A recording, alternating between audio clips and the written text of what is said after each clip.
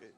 Bien, alors, ben, ravi de vous revoir. Là, je suis tout à fait enchanté que vous ayez résisté à l'appel du soleil, du beau temps, etc., pour des objets de recherche et de réflexion effectivement plus sérieux que les bains de mer, surtout que les bains de mer en maillot de bain enfin, fabriqués en laine, je ne sais quoi. Bon, voilà, vous voyez à quoi vous avez échappé enfin, en étant des gens du 21e siècle plutôt que du 19e. Alors, je vous présente rapidement donc Claudia Bouliane, qui connaît bien l'Université de Montréal, parce qu'il a fait une bonne partie de ses études, hein, même si aujourd'hui elle fait une thèse à McGill. Voilà. Alors vous avez quelques détails sur elle et sur ses travaux dans le programme, donc je ne vais pas développer ça. Je vais laisser la parole et ce sera donc Vanessa qui est passée où, qui est là, qui vous répondra ou qui vous posera quelques questions. D'accord? Alors bonjour, moi pour spécifier un peu, je ne suis pas une spécialiste de la jeune fille, mais je travaille sur l'adolescence, en fait plus spécifiquement sur la représentation de l'adolescent dans les romans de l'entre-deux-guerres. Mais évidemment, pour mes recherches, j'ai lu beaucoup plus que des romans et en amont vraiment de l'entre-deux-guerres. Donc, je vais vous parler essentiellement de la première moitié du 20e siècle et de la représentation de l'adolescente, parce que pour le colloque, je me suis vraiment posé la question de l'aspect féminin de la question. Et comme on va le voir, j'espère aujourd'hui, c'est pas nécessairement évident. Si j'ai le temps, je vais essayer de montrer, bon, d'abord, le premier passage de la jeune fille à l'adolescence, à l'adolescente, pardon. Comment on réfléchit à ces questions-là, comment on change peu à peu de termes dans les ouvrages des spécialistes, les ébélogues, ceux qui font de l'ébélogie, de la science de l'adolescence, mais aussi chez d'autres spécialistes, donc des médecins, des pédagogues, des psychologues, des criminologues. Et si j'ai le temps, je vais essayer de parler aussi de ce que ça change, disons, dans les échanges entre littérature et tous les discours savants, comment ça influence éventuellement la littérature que ces nouvelles recherches sur la représentation de l'adolescente. Alors, pour commencer, l'adolescence, ben, ce n'est pas évidemment un phénomène nouveau. Ça existe depuis très longtemps, évidemment. Mais pour le discours savant, ça entre vraiment à la fin du 19e siècle, dans les textes. En France, ça arrive beaucoup plus tardivement. Je peux vous lire un extrait d'un article de Gabriel Compéré, qui est un des premiers à intégrer l'adolescence en France. Dans son article La psychologie de l'adolescence, paru en 1906, je le cite, La psychologie de l'adolescence est un beau sujet d'étude, mais il est aussi neuf que beau. Une page fameuse d'Aristote, il y a 2000 ans, et maintenant 1300 pages de Mr. Stanley Hall, et dans l'entre-deux, presque rien ou rien du tout. Compéré, pardon, exagère évidemment. Il y a eu des ouvrages qui sont parus au 18e, au 19e siècle qui ont parlé de l'adolescence en utilisant le terme, en France aussi, mais c'est très rare, puis c'est vraiment dans des discours très spécialisés, par exemple dans des discours religieux ou médicaux, mais peu d'ouvrages généraux sur le sujet. Alors, lui, ce qu'il fait, c'est qu'il traduit Hall. Et c'est évidemment 2 volumes de 1300 pages. Comme il dit, il en fait une version digest pour la France, vraiment plus petite. Et ça introduit le sujet et éventuellement, on commence à écrire. Donc, les premiers ouvrages d'investigation scientifique se multiplient jusqu'à l'entre-deux-guerres. C'est la même chose en littérature. Évidemment, il y avait des personnages d'adolescents qui étaient représentés depuis très longtemps. Les éphèbes, déjà, on en lisait chez Homère, ils étaient déjà représentés, mais ils étaient peu caractérisés. On réfléchissait peu à leur âge, vraiment, à ce que ça impliquait de représenter un personnage d'adolescent. Et c'est le critique littéraire Albert Thibaudet, dans ses réflexions sur le roman qui sont parues en 1912 dans la NRF, qui, le premier pointe cet élément-là. Je vous le lis. Pourquoi le roman de la jeune intelligence n'a-t-il pas été écrit quand depuis un siècle, tant de romans parfaits de l'enfance sont nés? Peut-être l'enfance et l'adolescence sont-elles pour le roman deux matières inégalement observables et fécondes. Donc la littérature emboîte le pas du discours scientifique et commence à représenter des adolescents et ça pullule surtout après 1918 au point que déjà en 1930, on a saturé complètement le discours. Edmond Jaloux, un autre critique, note déjà en 1930 qu'il, je le cite, commence à y avoir dans le roman excès d'adolescents. Donc, c'est pour vous dire comme ça a démarré rapidement et on s'est mis à le traiter vraiment de façon continue. D'abord, alors j'aborde maintenant l'adolescente. Il n'y a pas de distinction générique entre adolescent et adolescente quand on en parle dans le discours français. Je précise que le nom féminin est arrivé beaucoup plus tard dans la langue française. Il existait en latin. D'abord, on a eu adolescens et on a eu adolescentula. surtout là, probablement. Et quand le mot entre dans le langage français, on le retrouve dans les dictionnaires, il est attesté dans les dictionnaires du XVIIe siècle. Le mot adolescent, le substantif pour désigner un jeune garçon. Mais on précise toujours dans les dictionnaires que c'est d'un usage peu fréquent. Je cite un dictionnaire de l'Académie française, une édition du XVIIe siècle. Il ne se dit guère qu'en plaisantant. Donc c'est vraiment pour désigner, pour faire un garçon pas sérieux, un jeune homme pas sérieux. Et il est essentiellement et en fait uniquement au masculin. C'est seulement à la fin du 18e siècle, plus précisément dans la 5e édition du dictionnaire de l'Académie française en 1798, qu'apparaît le substantif au féminin. On donne la définition « jeune personne de l'un ou de l'autre sexe ». Donc, c'est à ce moment-là qu'il apparaît. C'est plus tardif. De même, la conceptualisation de l'adolescente va être elle-même aussi plus tardive. Selon Alain Roger, qui a écrit un article assez intéressant sur la naissance de l'adolescence, il écrit « Il faut en effet attendre la fin du 19e siècle pour que l'adolescente soit à son tour instituée socialement et inventée esthétiquement dans l'espace qui lui est désormais ouvert entre la puberté et la maternité. » Donc, on a toujours ce poncif que vous avez dû rencontrer dans vos textes de la jeune fille comme un élément comme un personnage de pureté. À la limite, elle a quelque chose de parfois assez mystérieux, voire même inquiétant. Et c'est cette aura-là, probablement, qui va empêcher des théoriciens de réfléchir à son image, comme si on avait peur de la briser en s'intéressant de trop près, de nuire au mystère. Par exemple, je vous cite Jules Jean-Baptiste Gabriel Mitten, qui a écrit une thèse de médecine en 1819, donc c'est un des exemples que Comparet ne retenait pas, Considération générale sur l'âge de l'adolescence, et qui écrit, il parle longuement des garçons et arrive au sujet de la fille. Il écrit « Les phénomènes physiques et moraux qui s'opèrent chez la femme à l'époque de la puberté ont de tout temps occupé les auteurs les plus célèbres, Buffon, Rousseau, etc. On en tracé le tableau avec autant de fidélité que d'éloquence. Aussi n'essaierai-je pas, après eux, de dépeindre l'état touchant de la jeune fille à l'époque de la puberté. » Et c'est tout. Alors, vous remarquerez qu'en 1818, on cite des textes qui datent de vraiment plus longtemps, comme si la jeune fille était quelqu'un d'immuable, un personnage qui ne changeait jamais dans l'histoire, alors que le jeune garçon, on écrit plusieurs, l'adolescent, on écrit plusieurs textes et ça varie dans l'histoire. On passe aussi par la littérature, comme si c'était une représentation qui était valable, alors que pour le garçon, il faut vraiment aller faire des recherches scientifiques solides. Alors, éventuellement, quand on commence à s'intéresser davantage à l'adolescence, après Comparet, donc à la fin du 19e, début 20e, on va traiter conjointement des deux textes, mais toujours sous l'appellation masculine. Alors, c'est ce que fait par exemple Paul Gauthier, qui a un ouvrage classique, L'adolescent, publié en 1914. Je le cite, jeunes gens et jeunes filles se trouvent par suite gênés dans la fréquentation des adultes et à certains moments, bon, il continue. Donc, jeunes gens et jeunes filles sous l'appellation adolescent. C'est la même chose, par exemple, plus tard. Plus on avance dans l'entre-deux-guerres, jusqu'en 1932, par exemple, avec un texte de Edmond Labbé, Occupons-nous de l'adolescence. Je le cite, il s'agit de déterminer les conditions grâce auxquelles l'adolescent, garçon ou fille, peut atteindre les fins multiples qui lui sont assignées. Donc, on fait vraiment la position ici, ce sont garçons ou filles, c'est une équivalence.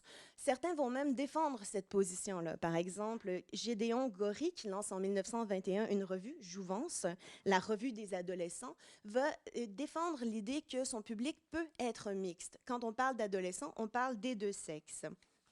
Je saute un peu pour arriver plus rapidement. Si on s'intéresse aussi à la constitution habituelle des ouvrages sur l'adolescence, j'en ai lu beaucoup et je peux vous dire qu'on n'innove pas toujours sur la forme. On aborde souvent les mêmes idées dans le même ordre. Habituellement, on va commencer dans une introduction par faire la distinction entre filles et garçons. Cette distinction-là va être essentiellement avoir trait à les limites d'âge. C'est là qu'on va reconnaître que la puberté commence souvent plus tôt chez les jeunes filles, plus tard chez les garçons et que l'adolescence dure plus longtemps chez les garçons. Donc, en gros, qui sont moins mature, moins rapidement. Et après avoir fait cette distinction-là, donc on explique, on passe au premier chapitre. C'est souvent dans l'introduction qu'on fait la distinction. Premier chapitre sur la puberté, la seconde naissance selon Rousseau. on fait évidemment état des changements physiologiques qui appellent une distinction. Ce n'est pas la même chose chez les garçons comme les filles. On commence d'ordinaire par citer les éléments qui sont les plus communs aux deux, c'est-à-dire la croissance accélérée. Adolescence, ça veut dire la croissance, donc on insiste sur cet aspect-là. L'appétit plus grand, la fatigue, la déconcentration, parfois les souffrances, les maladies qui apparaissent, comme la scoliose, qui est un gros cas. Plusieurs médecins vont écrire des thèses sur la scoliose à l'adolescence. Une fois qu'on a nommé ces éléments-là, on va s'intéresser évidemment à tout ce qui est du développement des organes génitaux. Et c'est là que ça pose problème. On va développer longuement pour le garçon. Et encore une fois, pour la fille, on va le traiter très, très rapidement, sans détail. Et on passe rapidement au prochain chapitre, qui est celui du développement psychologique. Et à partir de là, il n'y a plus de distinction. On ne s'intéresse pas du tout à la fille et on va continuer à parler de l'adolescent général sous le substantif masculin. C'est seulement dans le dernier chapitre, habituellement, quand on réfléchit à que faut-il faire avec nos adolescents, on est très inquiet à l'entre-deux-guerres du sort des adolescents. C'est l'avenir de l'humanité, c'est les générations qui vont devenir adultes, finalement. Et c'est là qu'on se pose la question de l'éducation. Et c'est toujours l'épineuse question de la coéducation. Doit-on éduquer les garçons comme les filles? Doit-on éduquer les garçons avec les filles? Et c'est là que reviennent les distinctions. D'ordinaire, les auteurs vont favoriser la distinction. Par exemple, Mandous, qui est un des grands auteurs sur l'adolescence, lui va vraiment décrire une éducation pour les filles et va arriver à une conclusion qui étonne par sa tautologie. On dit l'éducation des filles devrait mettre en valeur leur féminité. Donc, c'est souvent la conclusion à laquelle on arrive après plusieurs pages de réflexion. Donc, tout ça pour en arriver là. Éventuellement, évidemment, il y a des avancées, notamment avec l'importation de méthodes scientifiques, souvent qui viennent d'Allemagne, mais plus particulièrement encore des États-Unis. Des méthodes qui vont constituer en interview, notamment des jeunes, pour justement connaître les jeunes par eux-mêmes. Et la lecture des écrits, on valorise beaucoup, on considère que les écrits sont plus vrais, plus fiables que la parole, donc on s'intéresse à la correspondance, les journaux intimes, la création littéraire des adolescents pour mieux les connaître. C'est Maurice Debesse qui va introduire ça en France à partir des États-Unis et beaucoup d'autres vont le reprendre par la suite. Éventuellement, évidemment, ces avancées méthodologiques conduisent à une amplification des connaissances sur les adolescents et vont faire en sorte qu'on va de plus en plus se sentir à l'aise d'aborder certains sujets parce qu'on ne peut pas éternellement répéter les mêmes choses qui sont connues. Il y a aussi une grande avancée qui est celle de l'arrivée des femmes qui vont venir parler des adolescents. Ce sont souvent des pédagogues qui ont travaillé auprès d'adolescentes, donc connaissent ce public-là. Ils vont aborder le sujet des adolescents du point de vue féminin, les adolescentes, et apporter de nouvelles lumières sur le sujet. Le rapport principal, si je voulais le résumer, ce serait qu'elle montre que les conséquences psychologiques et identitaires de la crise pubertaire. C'est-à-dire, auparavant, pour les jeunes filles, on avait tendance à représenter, vous pourrez me dire si vous avez lu autre chose, moi c'est surtout ce que j'ai vu, des enfants qui se déploient et deviennent matures. Et il y a moins l'idée de crise que chez les garçons. Tandis que l'adolescence, représentée comme une crise, vraiment, on va de plus en plus réfléchir et montrer que ce n'est pas seulement une crise physiologique, le développement physiologique, mais qu'il y a aussi une crise psychologique qui dépend de cette crise-là. Et ça va vraiment donner un élément de complexification à l'adolescente, qui n'est plus simplement la jeune fille pure, la jeune fille harmonieuse, unie, qui poursuit, qui se développe, en fait, c'est toujours l'image de la fleur ou du bourgeon qui éclot. Non, là, on a vraiment une idée de contradiction, aussi l'apparition de désirs physiques, cette idée-là qu'on commence à reconnaître et ces désirs-là qui peuvent troubler la personnalité. Je donne deux exemples de ces travaux-là. Il y a notamment Marguerite Évard, je crois qu'elle était citée dans votre bibliographie, L'adolescente, essai de psychologie expérimentale, publié en 1914. Cette femme-là a vécu en Suisse, mais a publié en France, donc c'était vraiment des ouvrages qui étaient assez lus en France. Elle va se plaindre de l'indifférenciation générique. Souvent, quand on parle d'adolescents, elle va dire que finalement, cette différence-là pose problème, puis que les pédagogues vont souvent aborder l'adolescent du point de vue strictement masculin, que ça pose problème quand on veut appliquer leur méthode, celle qu'ils préconisent, en vrai. Elle, en tant que pédagogue, réfléchit à ce sujet-là. Donc, va finir par dire que, je la cite, la jeune fille est très peu connue au point de vue psychologique, quoique de mode à la scène et dans le roman, et l'adolescente tout à fait méconnue. Donc, elle établit la différence entre jeune fille et adolescente. Ce ne sera pas toujours le cas dans les ouvrages, mais elle vient vraiment montrer que l'adolescence, c'est lié, quand on parle de la fille, l'adolescente, c'est la crise pubertaire, finalement, qui entraîne une crise, comme elle dit, identitaire. Ce qui est intéressant aussi, c'est qu'elle traite vraiment le sujet de l'adolescente comme un sujet scientifique, à l'égal de l'adolescent. Elle fait la même chose que les ouvrages pour garçons, c'est-à-dire elle intègre dans toute sa méthode des tableaux comparatifs, des courbes statistiques pour vraiment représenter l'adolescente. Donc, elle réfléchit à cette évolution sentimentale qu'elle caractérise, qui aurait pour origine une crise physiologique. Et selon elle, elle en vient même à dire qu'elle affirme la prédominance des transformations chez l'adolescente par rapport à l'adolescent. Et elle dit que c'est d'autant plus important de l'étudier que ça a plus d'incidence sur le développement. Bon, c'est sujet à débat, j'imagine que c'est une manière aussi d'attirer l'attention. Il me reste 5 minutes. D'accord. Donc, je passe rapidement. Il y a ce mouvement de reconnaissance chez l'adolescence qui fait en sorte éventuellement que même le grand Mandus, qui avait consacré l'ouvrage classique L'âme de l'adolescent en 1909, avait fini en disant que oui, c'est pas exact. L'âme aurait peut-être une sexualité, puis que ça pourrait être intéressant de faire une âme de l'adolescente. C'est seulement 20 ans plus tard, en 1928, qu'il fait l'âme de l'adolescente. Et par la suite, vraiment, au cours des années 30, on va toujours établir la distinction. Quand on va écrire des textes, on va même en venir à la théoriser, cette distinction-là. Donc, si je parle rapidement, dans le petit temps qui me reste, de la littérature. Donc, on a vu au début que la littérature avait un peu servi d'exemple. On citait Boileau, Rousseau. Il y a beaucoup d'œuvres, Shakespeare, par exemple, Loti, Chateaubriand, Musset, qui vont être citées par les spécialistes de l'adolescence comme documents sur lesquels on peut se baser pour analyser. Peu d'auteurs contemporains. On va parler de Gide un peu, mais le Gide des nourritures terrestres, mais peu ce qui se publie justement au même moment dans la littérature qui parle d'adolescents et d'adolescentes. L'inverse est encore plus rare, c'est-à-dire des auteurs, des littéraires qui vont représenter des discours. Il y a tout juste Sartre que j'ai trouvé qui cite Mandus dans un de ses textes. Il y a beaucoup de gens qui vont réfléchir à ça. Par contre, même s'il n'y a pas de reflet, hein, même s'il n'y a pas non plus d'échange réel, il y a tout de même un interdiscours. Il y a des auteurs qui, je crois, finissent par réfléchir à cette question-là aussi. Donc, si on pense, par exemple, à la célèbre Claudine de Colette, Colette n'utilise à aucun moment le terme adolescente, parle toujours de jeune fille, mais elle va s'intéresser à l'adolescente d'un point de vue intérieur. Hein. Un moment, dans Claudine à Paris, le neveu de Claudine va dire « Il y a si longtemps que je voulais avoir de vraies confidences de jeune fille. » Et je crois que le lecteur, à ce moment-là, peut lui-même se sentir comme Marcel, puis se dire, effectivement, c'est la première fois qu'on a vraiment des confidences. C'est écrit au jeu, comme un journal. Et il y a tout l'aspect corporel qui est très important, les changements corporels. À tout moment, on a une très belle scène, au moment où Claudine est avec ses copines, elles se regardent les seins pour voir l'évolution, puis comparent leurs seins ensemble, réfléchissent aussi à leur désir, l'apparition de désirs sexuels chez elles et réfléchissent à ça.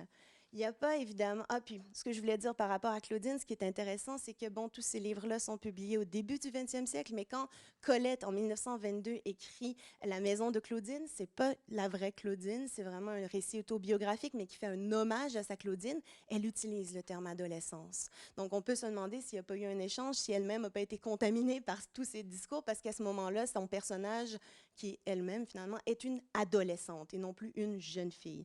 C'est pas le simple fait des femmes non plus. Il y a plusieurs hommes. On a vu Proust tout à l'heure. Il y a beaucoup d'hommes aussi qui vont représenter des jeunes filles. Ils vont en discuter comme d'adolescentes. J'aurais voulu parler de Jean Giraudoux, Suzanne et le Pacifique, qui est très intéressant, toujours écrit au jeu. Et l'aspect corporel est très intéressant aussi sur les désirs qui sont représentés. Paulina 1880 de Pierre-Jean Jouve, c'est la même chose. Souvent des passages au jeu. Et il y a la même scène que chez Colette, c'est-à-dire la jeune fille qui se regarde dans le miroir et qui regarde l'évolution de son corps, ses seins, ses hanches, qui pense à ses désirs et qui les écrit, qui y réfléchit. Par contre, et je finis là-dessus, il y a tout de même une persistance de cette image de la jeune fille, cette image harmonieuse de pureté. Par exemple, certains livres que j'ai pu lire, Ariane, jeune fille russe de 1920, on a cette jeune fille qui en est une et qui se fait une mauvaise réputation. On en vient à la désigner comme une adolescente parce qu'elle a une mauvaise réputation. Mais soyez rassurés, à la fin, on apprend que dans le fond, elle a toujours été pure et qu'elle était vierge tout au long. Et on revient à l'appellation jeune fille à ce moment-là. Même chose dans un roman dont je ne vous recommande pas la lecture, Nietzschéenne, faut le faire, de Daniel Le Sueur. C'est une jeune fille qui, elle aussi, on l'appelle la jeune fille, mais les gens disent, ah non, c'est une demi-jeune fille. Et pourquoi? C'est qu'elle aurait été fiancée et que pour des raisons louches, son fiancé l'a abandonnée. On se doute qu'elle était peut-être pas aussi pure qu'on l'aurait voulu. Et éventuellement, elle-même va dire, j'ai eu une adolescence importante. Et soudainement, la narration l'appelle l'adolescente.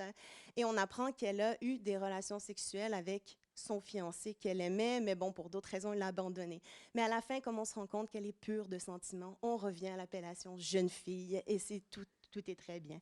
Donc, on voit que ça perdure et finalement, il y a toujours Jules Romain qui, dans Les Hommes de bonne volonté, l'antépénultième, donc l'avant-dernier tome, le tapis magique, il y a ce personnage de Jalais qui vit des aventures le tapis magique, c'est ses aventures sexuelles avec plein de femmes débridées, mais il n'en rêve pas moins d'une jeune fille. Il rêve de rencontrer une jeune fille. Il finit par la rencontrer et c'est quand même ce qui est le plus beau malgré toutes ces aventures. C'était la vraie jeune fille qui comptait. Donc voilà, c'est un petit parcours. Merci.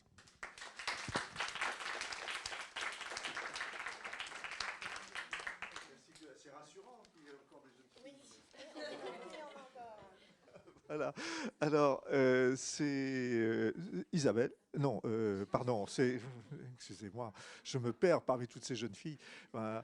Donc, ça va être Vanessa qui va vous interviewer. Voilà. Non, Vanessa, venez là.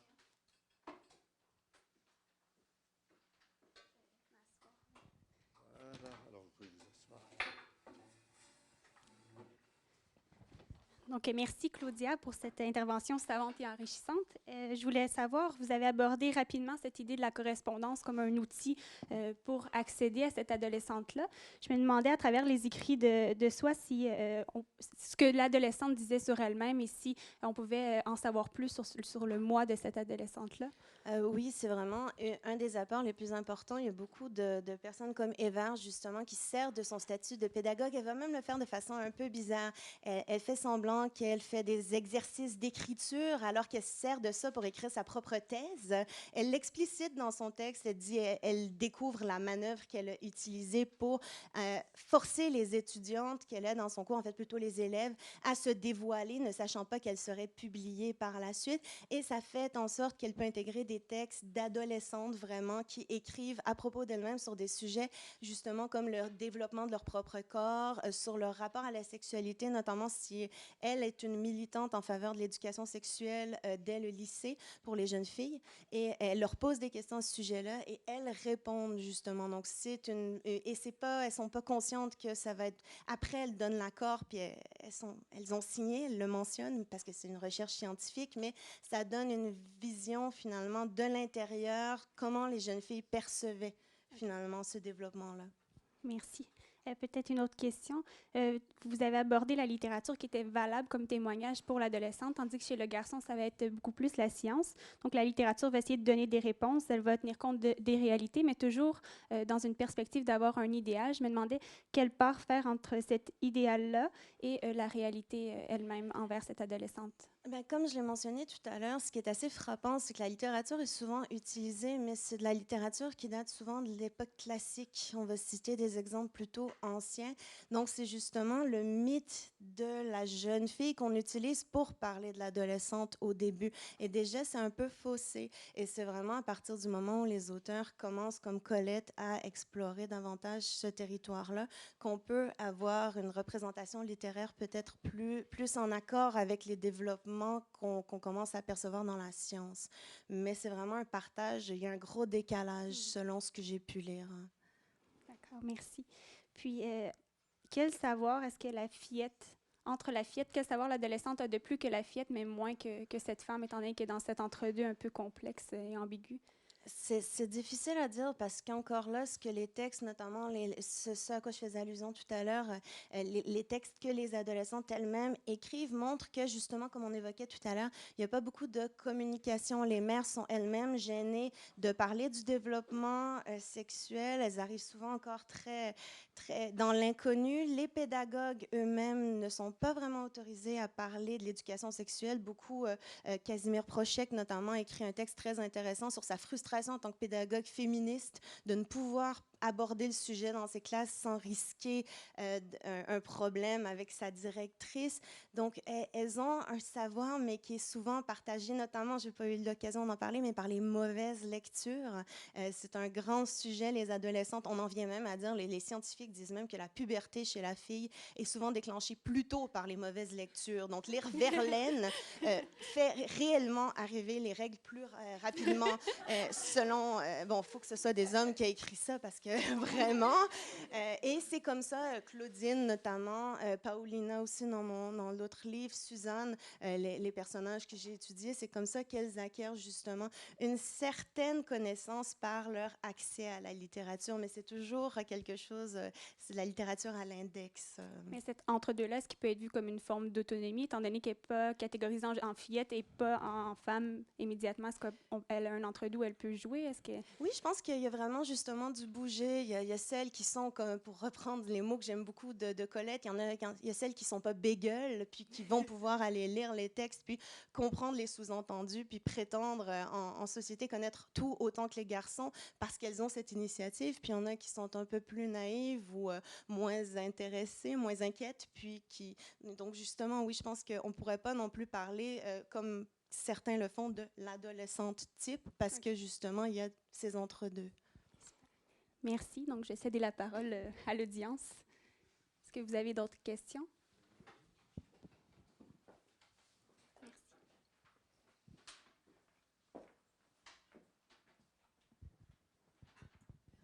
Merci beaucoup. Je vous écoute, mais on ne peut quand même pas passer sous silence l'archive de cette fameuse scène dans Colette que vous retrouvez dans La joie de vivre de Zola. C'est quand même un roman qui a été écrit sur la puberté, à partir d'écrits scientifiques sur la puberté de la jeune fille, notamment Raciborski, le traité des menstruations, donc, où on parlait de tout ce développement et psychologique et physiologique. Et donc il y avait quand même tout un discours sur la jeune fille et sur l'adolescente à partir des années 80. Vous avez ensuite Chéri, la même année, on est en 84, et ça rejoint ce que vous disiez tout à l'heure, c'est que quand même, Edmond de Goncourt fait un appel dans les journaux pour que les jeunes filles lui écrivent. Et il va recevoir donc des confidences de jeunes filles sur leur développement. Bon, c'est peut-être moins... ça va être moins précis que ce que va recevoir Évrard, mais néanmoins, c'est un homme qui demande à des jeunes filles de lui écrire, et il va créer son roman aussi à partir de ses confidences. D'ailleurs, les critiques vont lui en vouloir beaucoup en disant que c'est une espèce de patchwork pseudo-scientifique. Donc, je pense qu'il faut quand même rendre à César ce qui est à César et dire qu'à partir des années 80, c'est quand même un sujet qui obsède littéralement les écrivains. Et vous parliez de cette distinction entre jeunes filles et adolescentes.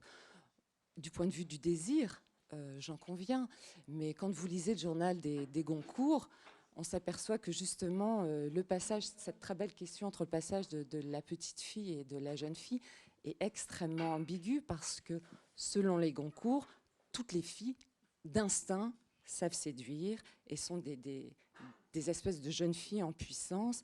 Et là, je fais attention à ce que je dis, parce que c'est beaucoup plus cru dans le journal.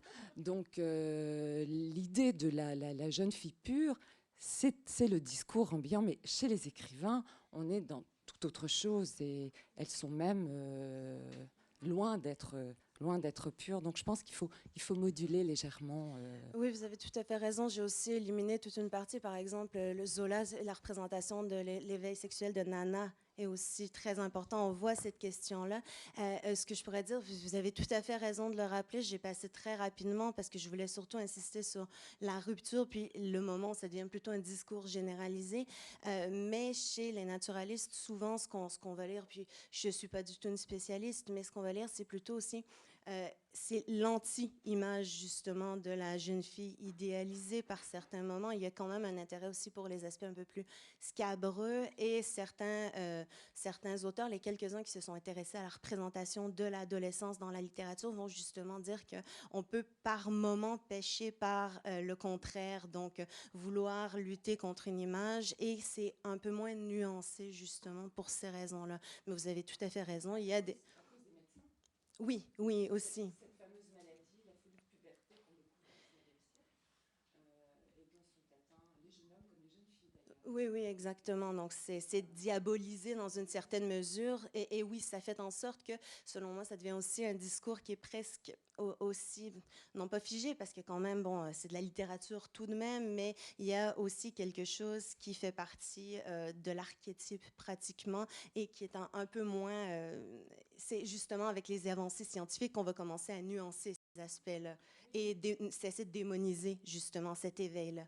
Pour faire le lien avec ce que disait Yolande Cohen ce matin, parce qu'elle a bien montré comment ces femmes ont récupéré un discours médical justement pour sortir la femme de simplement de son corps. Donc, je pense que ce que vous montrez, c'est que là, il y a une volonté de reprendre un discours sûr pour le retravailler et le penser autrement, en repassant peut-être par cette fameuse jeune fille pure. Oui, puis c'est d'autant plus intéressant quand c'est justement des femmes qui commencent aussi, des femmes médecins, à réfléchir à la question, puis à justement montrer certaines, les menstruations qui fonctionnent avec la lune, puis des choses comme ça, essayer de nuancer un peu, puis de montrer des exemples, disons, justement, un spectre plus large de cas, pour ne plus que ce soit seulement deux exemples opposés.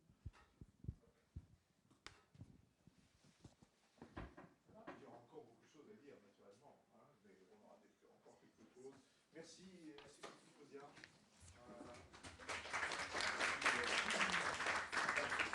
On attend impatiemment le travail qui va sortir, n'est-ce pas? Donc, réservez vos exemplaires dès maintenant. Voilà. Alors, je vais maintenant passer la parole à Hélène Beauchèvre, qui est notre gourou technologique. Hein. C'est grâce à elle donc que la planète entière aujourd'hui peut suivre toutes vos interventions et toutes les discussions. Et alors je lui ai demandé de faire quelque chose d'un petit peu différent, parce que ce n'est pas une spécialiste elle-même de la jeune fille, en tout cas je ne crois pas.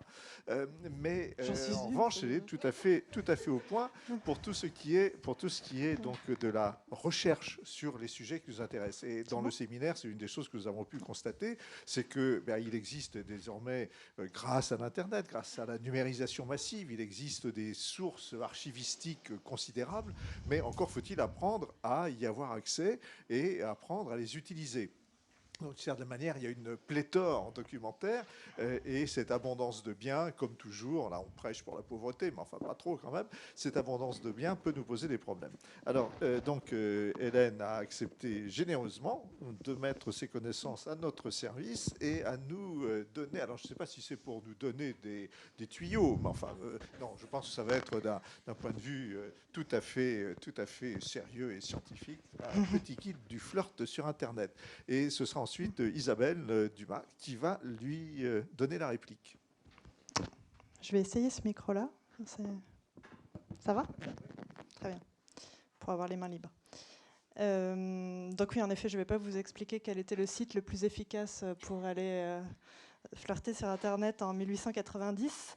Je vais plutôt vous parler de la recherche de documents aujourd'hui sur Internet à ce sujet en particulier le flirt, qui est une recherche que j'ai fait pour le groupe Savoir des femmes, et ses représentations entre 1890 et 1925. Principalement des documents iconographiques et audiovisuels, donc des films, des chansons, des photos, des illustrations, etc. Et exclusivement une recherche numérique. Donc il n'y a pas de bonne méthode, hein. Chacun a ses réseaux, ses bonnes adresses, etc.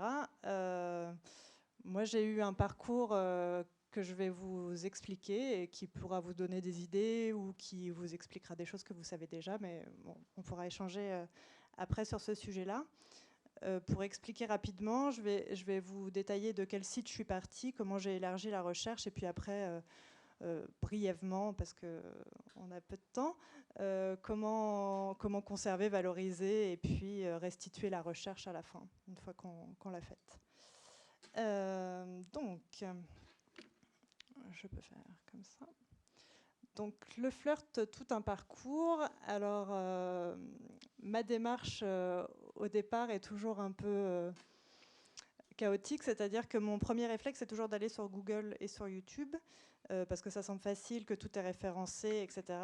Mais c'est toujours un mauvais réflexe, parce que là, vous imaginez bien qu'en tapant flirt dans Google, j'ai eu énormément de choses qui n'avaient rien à voir avec la recherche. Il y avait énormément de bruit. Ça manque de précision parce que la recherche avancée avec les dates, par exemple 1890-1925, ça ne fonctionne pas. Et ce n'est pas documenté. Souvent, on tombe sur des documents qui n'ont pas de date, mauvaise qualité, pas d'auteur, etc. Donc, il est mieux, d'après moi, de commencer par des sites plus spécifiques, plus ordonnés, pour ensuite venir élargir la recherche sur Google et YouTube, comme on le verra plus tard. Mon deuxième réflexe, qui est bête également, c'est Wikipédia. Alors, à prendre toujours avec des pincettes, mais moi, j'aime bien commencer par Wikipédia, là, en l'occurrence, de mettre le mot flirt juste comme ça. Alors, je ne vous ferai pas voir tous les exemples, mais juste celui-ci. Juste de taper flirt dans Wikipédia, ça m'apporte quoi? Ça me donne une définition, donc ça me donne une première direction de ce que ça peut être. Ça m'apporte surtout une image. En plus, là, on a la chance, c'est Édouard Manet, c'est la bonne époque, donc ça me donne déjà une première image à exploiter. L'article est assez court. Ce qui m'intéresse souvent, c'est les liens externes. Là, il n'y en a pas. Mais la deuxième étape, c'est d'aller voir la version en anglais, qui est toujours beaucoup plus détaillée, beaucoup plus précise, et où là, en effet, je vais retrouver encore une image qui va m'intéresser parce que c'est Henri Gerbeau, c'est la bonne époque. Il y a énormément d'images, énormément de détails. Et si je descends dans les liens externes, je peux trouver des citations, la source de l'article, donc ça, ce qui peut m'intéresser. Et là, dans mon exemple particulier, ce qui m'intéressait, c'était Wikimedia Commons.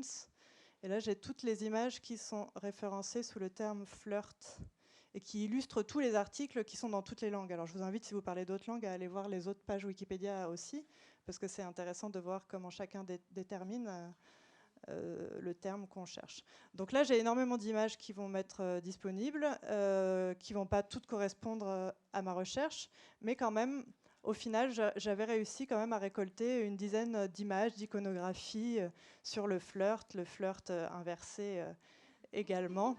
Enfin voilà, des choses qui pouvaient m'intéresser. Donc c'était ma première direction pour avoir un départ. Voilà. À la suite, je passe à des sites plus spécialisés, plus institutionnels, qui mettent à disposition leurs fonds numérisés, qui sont de plus en plus larges, puisque la numérisation sont en cours. Ce qui est bien, c'est que ce sont des sources qui sont authentifiées, qui sont renseignées, qui sont documentées. Pour avoir travaillé sur un de ces sites institutionnels, je sais qu'il y a des équipes très compétentes qui travaillent dessus, qui ordonnent, qui créent des parcours thématiques, donc qui peuvent déjà nous aider à nous orienter un peu dans les archives disponibles. Et il y a aussi sur ces sites des outils très adaptés, la recherche avancée, souvent qui est très bonne, les rebonds sur des articles connexes, des documents connexes, etc. Donc c'est plus facile de s'orienter dans cette masse de données. Alors je commence par la base, les sites qui sont des sites de Bibliothèque nationale. Donc là j'en ai cité que deux pour ce qui nous intéresse. Donc Gallica pour la France, la Bibliothèque nationale de France, et la BANQ, les ressources en ligne pour le Québec. Il y a Library of Congress pour les États-Unis. Il y a aussi celle en Angleterre dont j'ai oublié le nom, mais que j'ai noté quelque part, The British Library. Voilà. Sur Gallica, sur ces fonds de bibliothèque numérisée, vous allez pouvoir trouver des livres, bien sûr, mais il y a aussi des revues, ce qui peut être très intéressant, avec une recherche dans les textes, des photos, des paroles de chansons, des partitions, des cartes géographiques. Enfin voilà, on trouve énormément de choses, pas seulement des livres numérisés.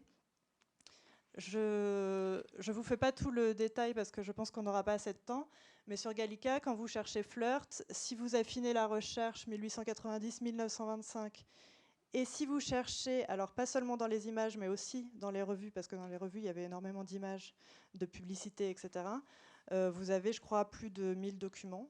Donc, et dedans, il y avait quand même énormément de choses qui étaient assez intéressantes. Soit en tant que document parce que je vais trouver une photo, soit parce que dans une revue, on va avoir par exemple un article sur la sortie d'un film qui parle du flirt, et donc après je vais pouvoir aller pousser cette recherche sur un autre site. La BNQ a par exemple aussi des parcours thématiques. Donc là j'en avais trouvé un qui était assez sympa sur la romance qui avait dû être fait au moment de la Saint-Valentin, je pense.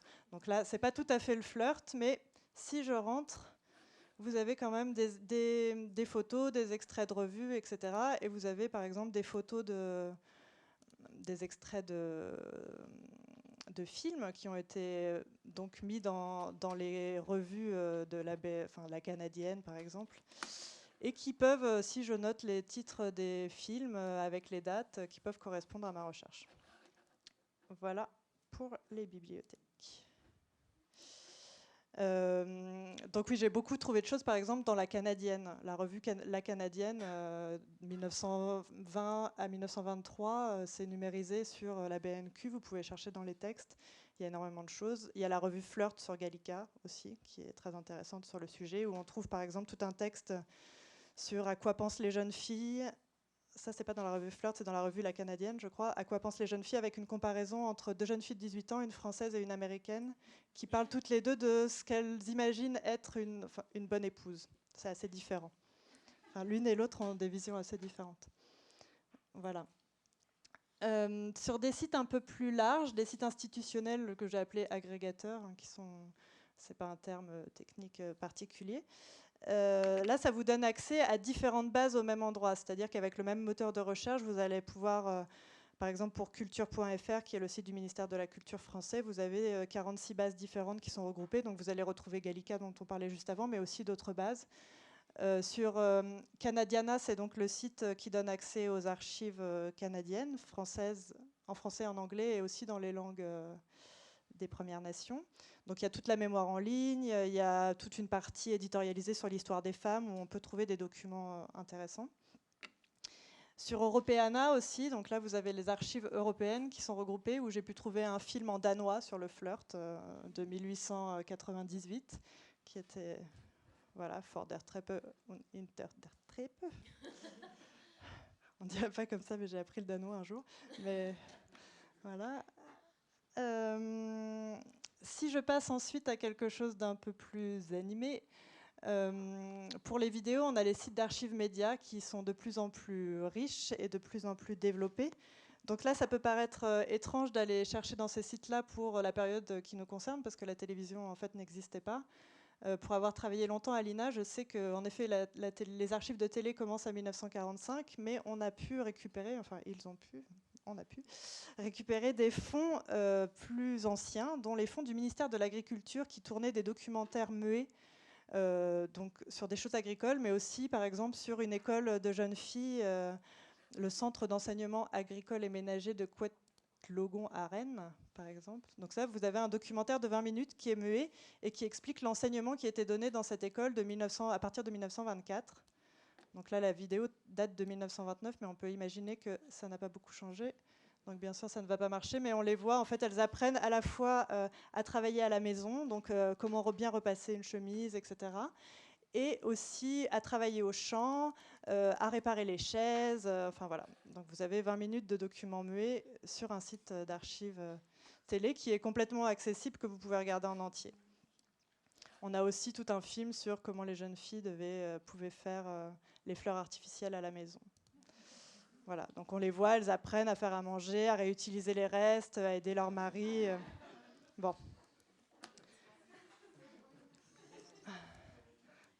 Une très bonne recette. Une très bonne recette. Donc là, c'était le site de l'INA, qui est l'Institut national de l'audiovisuel. Donc vous avez les archives de la radio et de la télé française. Pour la Belgique, vous avez Sonuma, vous avez RTS pour la Suisse, et bien sûr les archives de Radio-Canada. Bon, sur ces autres sites, je n'ai pas trouvé d'archives aussi anciennes. C'est vraiment que sur le site de l'INA dans ce cadre-là. Pour les archives de cinéma, alors c'est moins accessible, c'est-à-dire qu'on va avoir moins accès aux films parce que les numérisations sont moins avancées et qu'il y a aussi plus de problèmes de droit.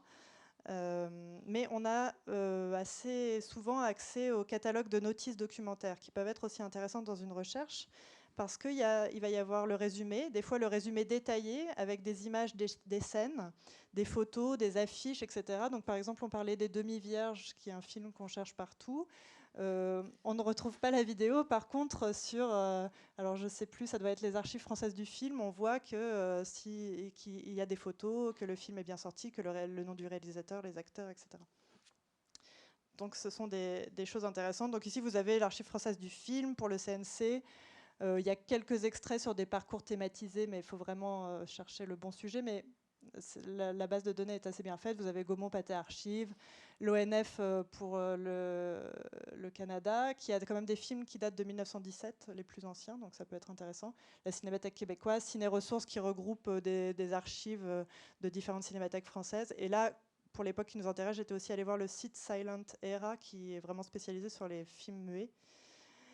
Et voilà. Donc, ce qui était assez intéressant de voir dans cette recherche cinéma, c'est que finalement, contrairement à ce qu'on aurait pu penser, enfin ce que j'aurais pu penser moi, il y a énormément de films qui parlaient de flirt dans cette époque-là, et énormément de films qui avaient le mot flirt, rien que dans le titre.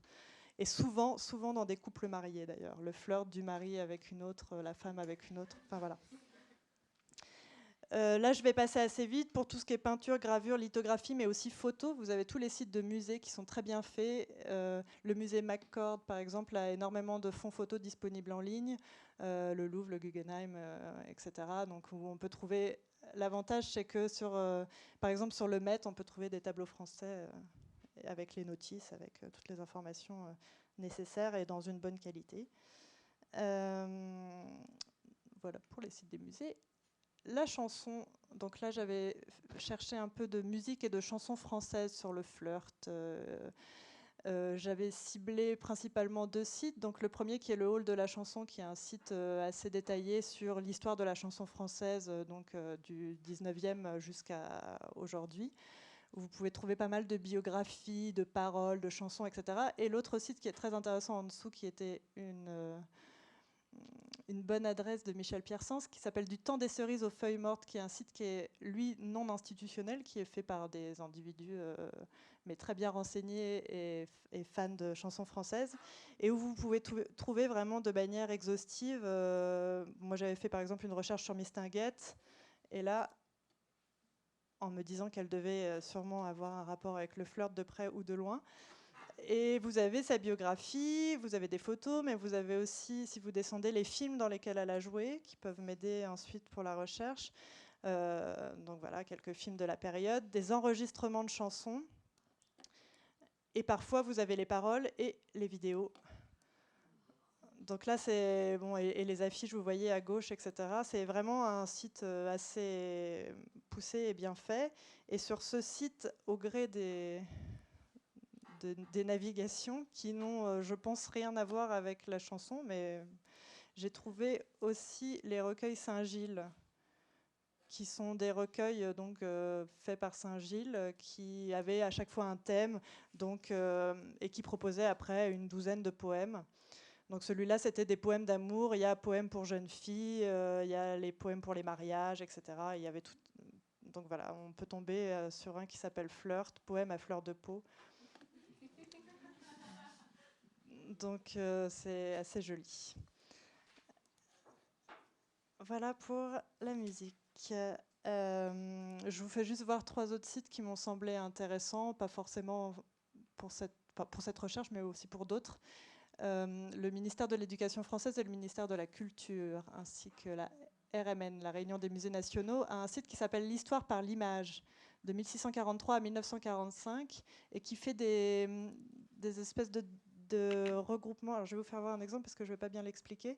Mais à partir de tableaux, là, par exemple, sur le moulin de la Galette, ils font tout un contexte historique, une explication de l'époque, de l'endroit, etc., qui ne marche pas non plus.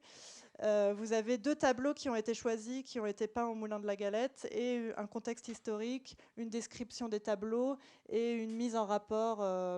Donc voilà. Autour du Flirt, j'avais trouvé cette explication sur le moulin de la Galette et aussi un autre sur le bal avec plusieurs tableaux sur le bal qui étaient comparés, etc. Bon. Vous irez voir de chez vous, ça marchera sûrement mieux.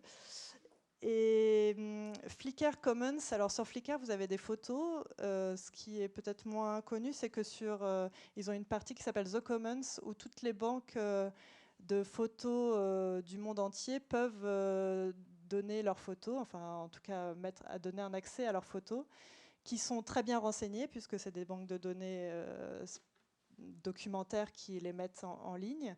Et alors, hop, je vous fais voir vite fait.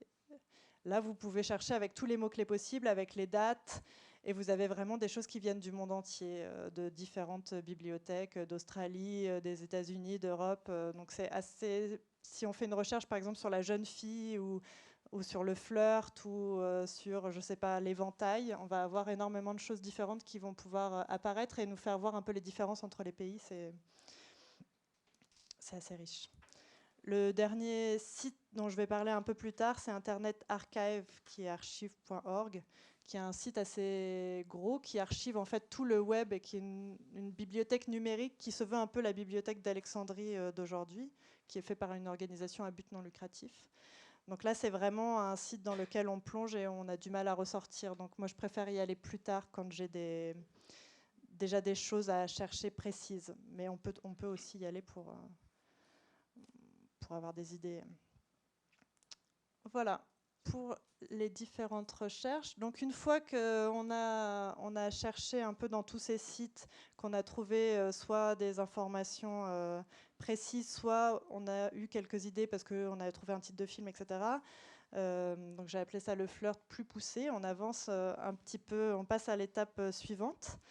On approfondit, donc c'est là où moi personnellement j'utilise Google, YouTube et archive.org, c'est-à-dire qu'une fois que j'ai des titres, une fois que j'ai des noms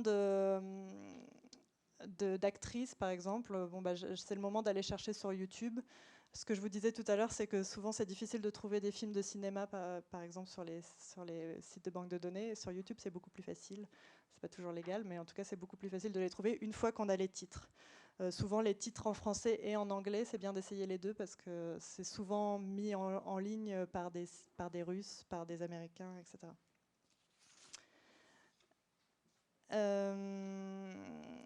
Et YouTube, ce qui est très bien, c'est aussi que ça permet de faire des rebonds et de finir de tomber par exemple sur le film d'Harold Lloyd qui s'appelle The Flirt, où on le voit flirter avec une jeune fille. Voilà. Bon, je m'arrête là, vous le verrez dans l'exposition. Mais là, par exemple, à droite, vous avez énormément de films qui vont être d'Harold Lloyd ou de cette époque. Et souvent, les personnes qui postent ce genre de vidéos-là sont des puits de science sur le sujet, mais ont aussi posté d'autres vidéos sur les mêmes thèmes. C'est comme ça qu'on peut rebondir de Harold Lloyd à Buster Keaton, à Max Linder, etc. Enfin, ce sont en général des gens qui sont passionnés, donc qui prennent du temps pour poster énormément de vidéos et les mettre en valeur. Dernier petit truc, je ne sais pas si vous connaissez ça, mais ça c'est pour les photos. Quand vous avez des photos qui manquent d'informations, ce qui arrive souvent, ce qu'on peut trouver sur Internet, au gré des... Voilà, si par exemple vous avez ce tableau et que vous n'avez pas ni le titre, ni le nom du... Alors, CTRL-C, oui, c'est un PC. Alors, ni le nom du peintre. Google a mis en place un truc qui est bien, que vous connaissez certainement, mais dont je ne me lasse pas, alors je vous fais la démo. Si vous allez dans Google Images avec une image ou avec l'URL d'une image, vous la copiez et ça vous donne toutes les infos. Donc voilà, vous savez, vous avez la page Wikipédia qui correspond. S'il y a eu une analyse du tableau, vous avez le site qui fait l'analyse du tableau, etc.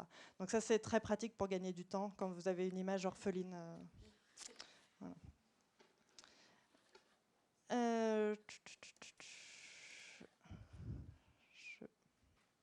Non, c'est ça. Voilà. Alors, une fois que j'ai poussé un peu plus loin mon flirt, j'essaye de l'organiser. Donc, oui, parce que l'intérêt de faire ce parcours, de passer d'un site à un autre, etc., c'est aussi de le pérenniser après, déjà pour qu'il me soit utile à moi, qu'il soit utile aux gens avec qui je souhaite le partager, mais qu'il soit aussi utile à d'autres gens sur Internet qui peuvent avoir envie d'approfondir ce sujet. Donc, ça peut passer, voilà, je me dépêche. Juste, c'est l'occasion de vous parler du Tumblr Savoir des femmes. Savoir des femmes, par exemple, toutes les recherches qui ont été faites ont été posées sur un Tumblr. Donc voilà, ça donne accès sur une même page à tous les documents, que ce soit vidéo, photo, etc. Moi, j'utilise pas mal Pinterest aussi. Si vous avez plus de temps, un blog, c'est génial.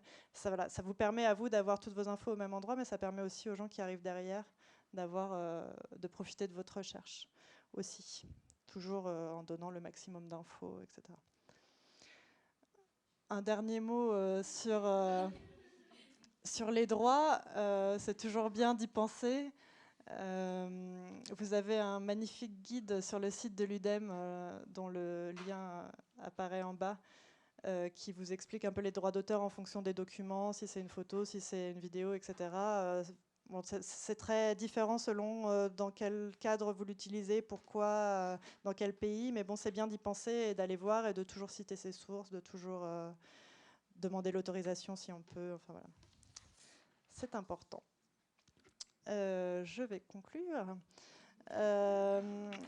Ceci était donc un parcours, le mien, celui que j'ai suivi pour récolter des informations sur le flirt.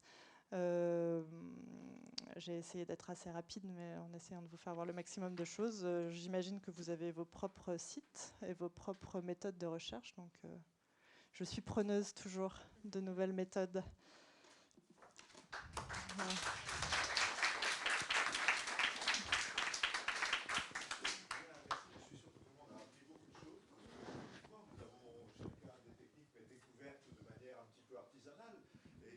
Donc, c'est effectivement un guide tout à fait précieux. Alors, tout ça se retrouvera sur Internet, bien entendu. Là, on vient de parler du site qui a été utilisé pour le groupe de recherche et pour le séminaire. Donc, il y a énormément d'informations déjà accumulées et vous y trouverez, entre autres, ces informations-là.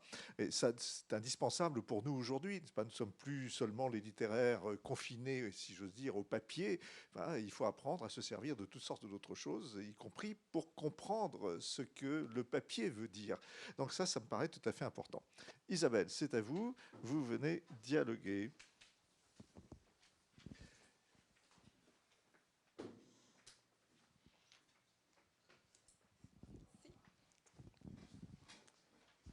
Alors, merci beaucoup pour cette immersion documentaire très claire et très stimulante. J'aurais envie de vous demander tout bonnement dans quel impact, mesurer l'impact qu'a eu la numérisation dans une recherche comme la vôtre, par exemple, mesurer un peu l'avant et l'après-numérisation. Vous avez dit que c'était en cours, mais jusqu'à quel point est-ce que ça peut nous aider? On en discutait justement ce midi avec Claudia à table pour dire que grâce à Gallica, par exemple, si vous voulez consulter un manuscrit, vous n'êtes pas obligé de prendre un avion pour aller à Paris. Vous le faites de chez vous, ce qui est déjà un gain de temps et un gain d'argent certain. Et ça donne aussi accès à des choses que vous n'auriez peut-être pas eu l'idée d'aller chercher. Enfin, moi, en l'occurrence, j'étais quand même partie sur une base de recherche d'images et j'ai trouvé finalement énormément de choses dans des journaux et des revues. J'avais pas du tout pensé à aller explorer ce fond-là et j'aurais pas du tout pensé à aller l'explorer si c'était pas quelque chose qui était sorti dans une recherche. Alors peut-être qu'un bibliothécaire me l'aurait conseillé, hein, mais sûrement d'ailleurs. Donc, vous mesuriez l'impact comme très grand, j'imagine. Oui, tant qu'on sait s'en servir, enfin tant qu'on pense à aller, parce que finalement c'est pas si difficile que ça, je pense, de s'en servir, c'est de penser à avoir recours à ces bases numériques en ligne. Voilà. Votre recherche nous a semblé très claire, je le répète. Ça semble facile quand on connaît justement les bons outils. Bon, j'aurais envie de vous demander, comme deuxième question, si vous avez rencontré des difficultés à avoir accès à un contenu en particulier ou un autre qui serait, vous avez parlé du cinéma qui était moins avancé du côté de la numérisation en raison des droits. Je me demande s'il y a un contenu particulier. Oui, ce qui est très frustrant finalement, un peu dans ces sites de base, enfin, de ces sites de cinéma, en l'occurrence Gaumont Pathé Archive, un site sur lequel on peut chercher énormément de choses. On a accès à toutes les notices documentaires, mais après, pour avoir accès au film, il faut être un professionnel et il faut payer les droits, etc. Et donc ça, c'est très frustrant parce qu'il y a énormément de choses sur le flirt qui ont été faites dans les archives qui sont dans les archives cinématographiques. Et donc on a accès à la notice, on a accès à des images. Mais après, ça, c'est vraiment des choses qu'on ne trouve pas sur YouTube, ou autant les films d'Harold Lloyd ou de Max Lindersi, mais autant ces archives-là, c'est impossible de les trouver sur YouTube. Donc ça, c'est très frustrant. Ce qui m'amène à ma troisième question, qui est dans la lignée de la deuxième. Bon, je sais que vous vous êtes pas intéressé au corpus littéraire, mais j'aurais envie de vous mener là-dessus parce que dans notre séminaire sur le savoir des femmes, sur les jeunes filles, nous avons eu à lire plusieurs romans qui étaient caractérisés comme des antécanons de la littérature, des romans qui avaient été qui avaient connu un grand succès populaire, mais qui sont tombés dans l'oubli. Alors, je me demande dans quelle mesure est-ce qu'il serait nécessaire peut-être de les rendre plus disponibles de façon numérique pour qu'on puisse mener des recherches plus enrichissantes au lieu de... Parce que sinon, on ne peut pas y avoir accès si on n'a pas un Dropbox, par exemple, bien garni comme on l'a eu cette session. Oui, je pense que les livres finalement auxquels vous avez eu accès mais qui ne sont pas disponibles sur Internet, c'est souvent des problèmes de droit parce qu'ils ne sont pas encore soit dans le domaine public, soit numérisés par les bibliothèques, j'imagine. Je ne sais pas quels exemples. Dans la période où nous avons travaillé, il n'y avait plus de problème de droit, sauf dans certains cas où des droits sont repris ultérieurement, mais c'est rare. Les Madones du Drive. Là, on se retrouve devant en fait, un problème de non-tri, d'une certaine manière. Lorsque Google a numérisé, il numérise en vrac tout ce qu'il trouve sur les rayons d'une bibliothèque. Alors il y a aussi bien des choses canoniques que des choses non canoniques. Alors pour nous, c'est le bonheur parce que dans le non canonique, il y a des choses qu'on n'aurait pas trouvées autrement. Mais il y a là quelque chose de profondément aléatoire. Alors tout ça, tout est théoriquement accessible, mais il faut espérer donc, que les programmes de numérisation systématique vont se poursuivre, et surtout qu'une fois que tout ça sera fait, que les bases auront gonflé énormément, il y aura des outils de recherche comme ceux que tu mets au point, de façon à nous permettre de nous aiguiller et de retrouver ce que l'on cherche là-dedans. Mais ça va changer profondément la nature de la recherche en littérature, et le mur entre le canonique et le non canonique, ça va forcément s'effondrer. Le problème, c'est une question d'ordre finalement, c'est-à-dire que sur Gallica, je pense qu'on peut, par exemple, proposer un livre à la numérisation, c'est-à-dire, et après, ceux qui sont le plus demandés sont numérisés en priorité, mais... Oui, mais le processus est un petit peu, on ne va pas développer ça, mais le processus est un peu, j'allais dire démocratique, pas démocratique, bureaucratique. C'est-à-dire qu'on peut en effet proposer quelque chose, mais il faut à ce moment-là que l'organisme qui numérise mobilise une équipe, mette ça à son programme, ce qui est beaucoup plus long que de faire de la numérisation à la chaîne. Je passe maintenant la parole à l'assistance.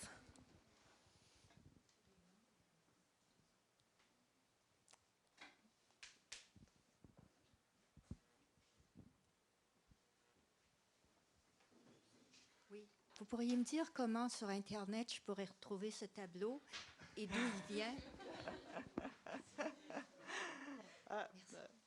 Faudra en prendre une photo et après le mettre sur Google Images. Si vous avez un smartphone, je peux le faire, mais moi j'en ai pas.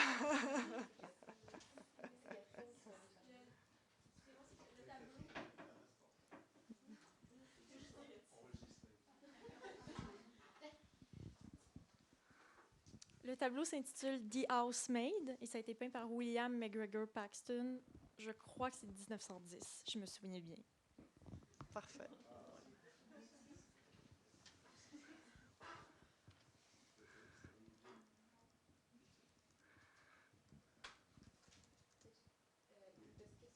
Il y avait sur le PowerPoint une référence à une revue qui s'appelait La manière de se présenter.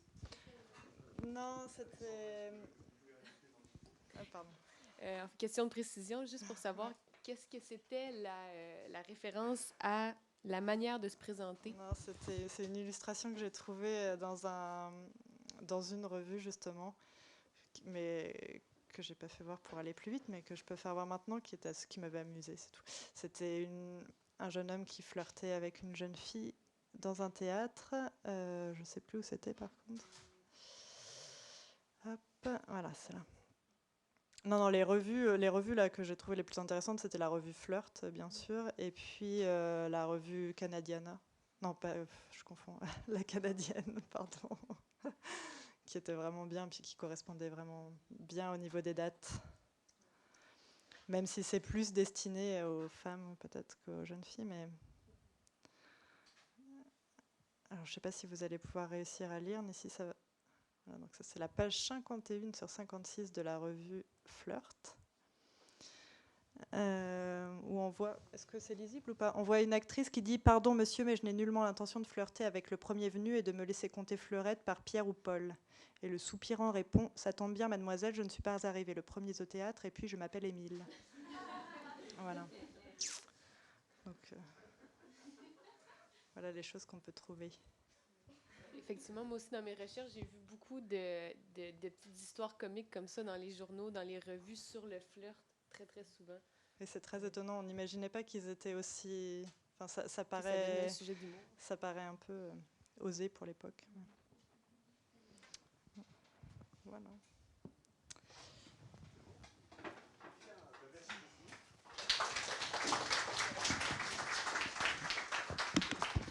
Je signale d'ailleurs, du point de vue purement lexical, le micro a disparu. Où est-ce qu'il est passé? Ah, il est là. Si on fait des recherches sur la question du flirt, il faut chercher des variantes du terme. Par exemple, il y a toute une période où on a utilisé flirtation. Parce que le terme, évidemment, était importé des États-Unis ou d'Angleterre. Il y a eu la période du flirtage, n'est-ce pas, également. Enfin, la désinence en âge a été utilisée au tournant du siècle. Par exemple, c'est comme ça que chez Proust, il est question de téléphonage, par exemple. Bon, voilà. Donc, il y a là des choses à quoi il faut être attentif si on cherche. Ce n'est pas forcément la forme moderne du mot que l'on va trouver, mais c'est une forme un petit peu différente. Voilà. Alors, ça va être le tour de Martin Reed.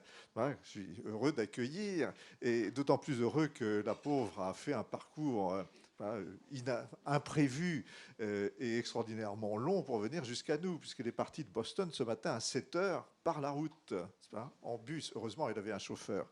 Voilà. Alors, donc, sans doute légèrement fatiguée. Voilà. Vous avez dans le programme toute une série d'informations sur ces travaux, donc je ne vais pas redétailler, mais vous savez que c'est aujourd'hui la spécialiste de George Sand, dont elle vient de publier une biographie. Je vous en avais fait dans le séminaire, je vous l'avais fait circuler. Elle a beaucoup travaillé naturellement depuis quelques années sur l'écriture des femmes, sur les femmes qui écrivent, sur ce qu'on écrit des femmes, etc.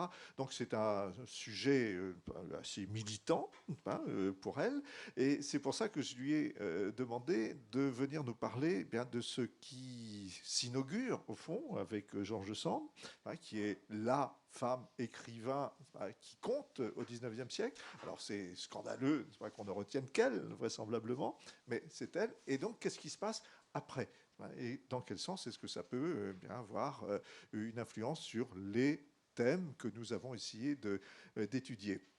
Cas particulier ou pas cas particulier. Donc, je ne sais pas ce qu'elle va nous dire là-dessus, mais je suis sûr que ce sera passionnant. Merci. Est-ce que j'ai besoin du micro? Oui. Alors, ça veut dire que je dois le tenir à la main? Oui, ou ça peut rester posé là, comme ça. Oui. Voilà. C'est bon là, pour la technique? Oui, je vais ajuster. D'accord. Mais là, voilà, je voulais d'abord saluer l'Assemblée et je suis vraiment désolée d'arriver un petit peu comme ça, in extremis, puisque j'avais imaginé d'ailleurs de configurer un peu mon propos qui a été composé de moi en entendant ce qui s'était dit en cours de journée, et donc ça ne sera pas possible.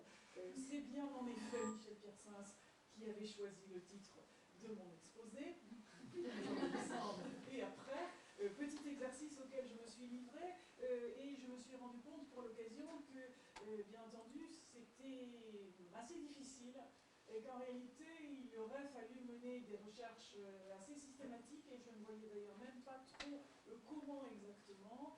Donc ce que j'ai décidé de faire, c'est de me concentrer, après tout c'était un exposé en 2 parties, George Sand et après. Donc alors je me suis dit que j'allais au moins mesurer ce que c'était que George Sand dans ses histoires de savoir féminin et de temps en temps ouvrir quelques fenêtres du côté de l'après. Alors je me rends compte, en ayant entendu 2 exposés, que forcément on va passer loin dans le temps. Alors fini les cerises, les flirts et les petits pois à la française, parce qu'on va vraiment remonter bien avant, c'est-à-dire grosso modo au milieu du XIXe siècle, où George Sand assoit toute une série d'informations à ce propos.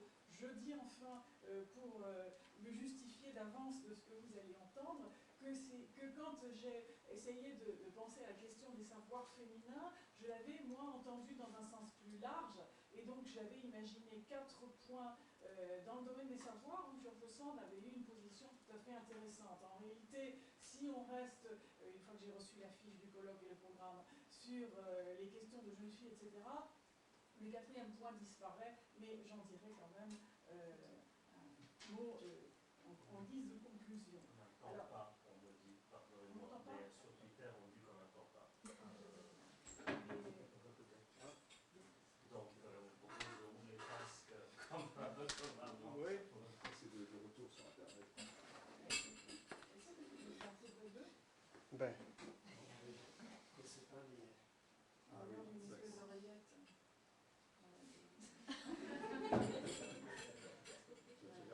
Est-ce que ça va? Ça va, là? C'est bon? J'y vais?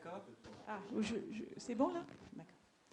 Bien, alors donc justement, j'ai pris toutes sortes de précautions, vous le voyez, et donc je vais me lancer dans ma petite présentation en espérant que tout de même il y aura quelques bénéfices aux propos que vous avez tenus ce matin.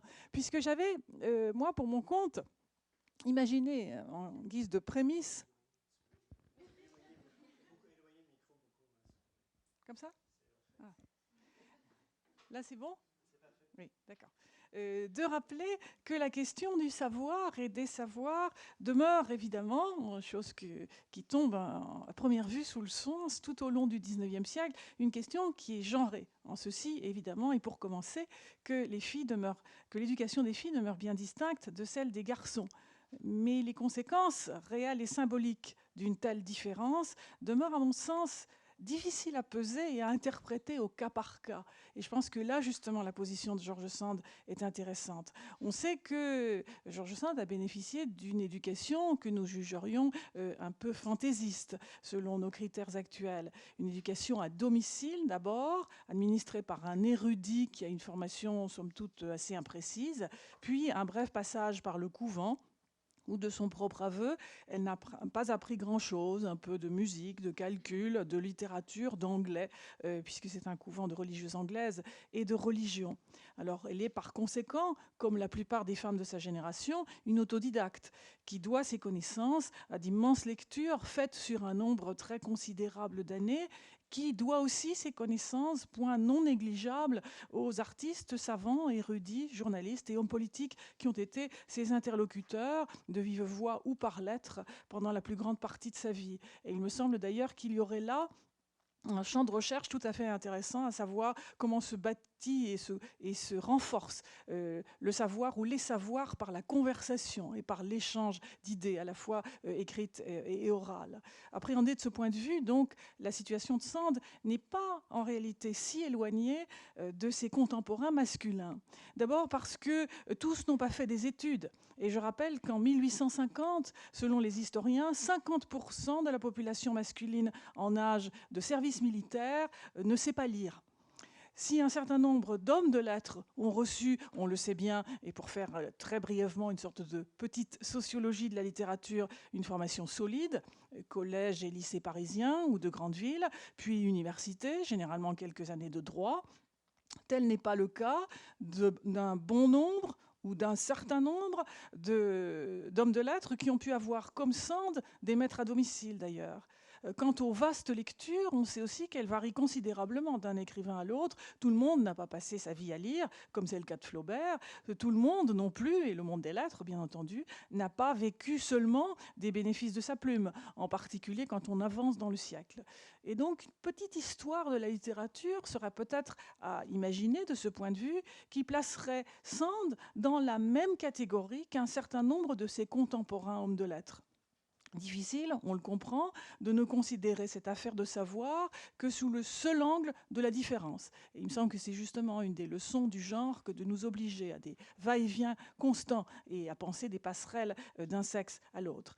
Qu'est-ce qu'être savant, d'ailleurs, en littérature? La question vaut la peine d'être posée et il n'est évidemment pas du tout facile d'y répondre ou même d'amorcer quelques éléments de réponse à ce sujet.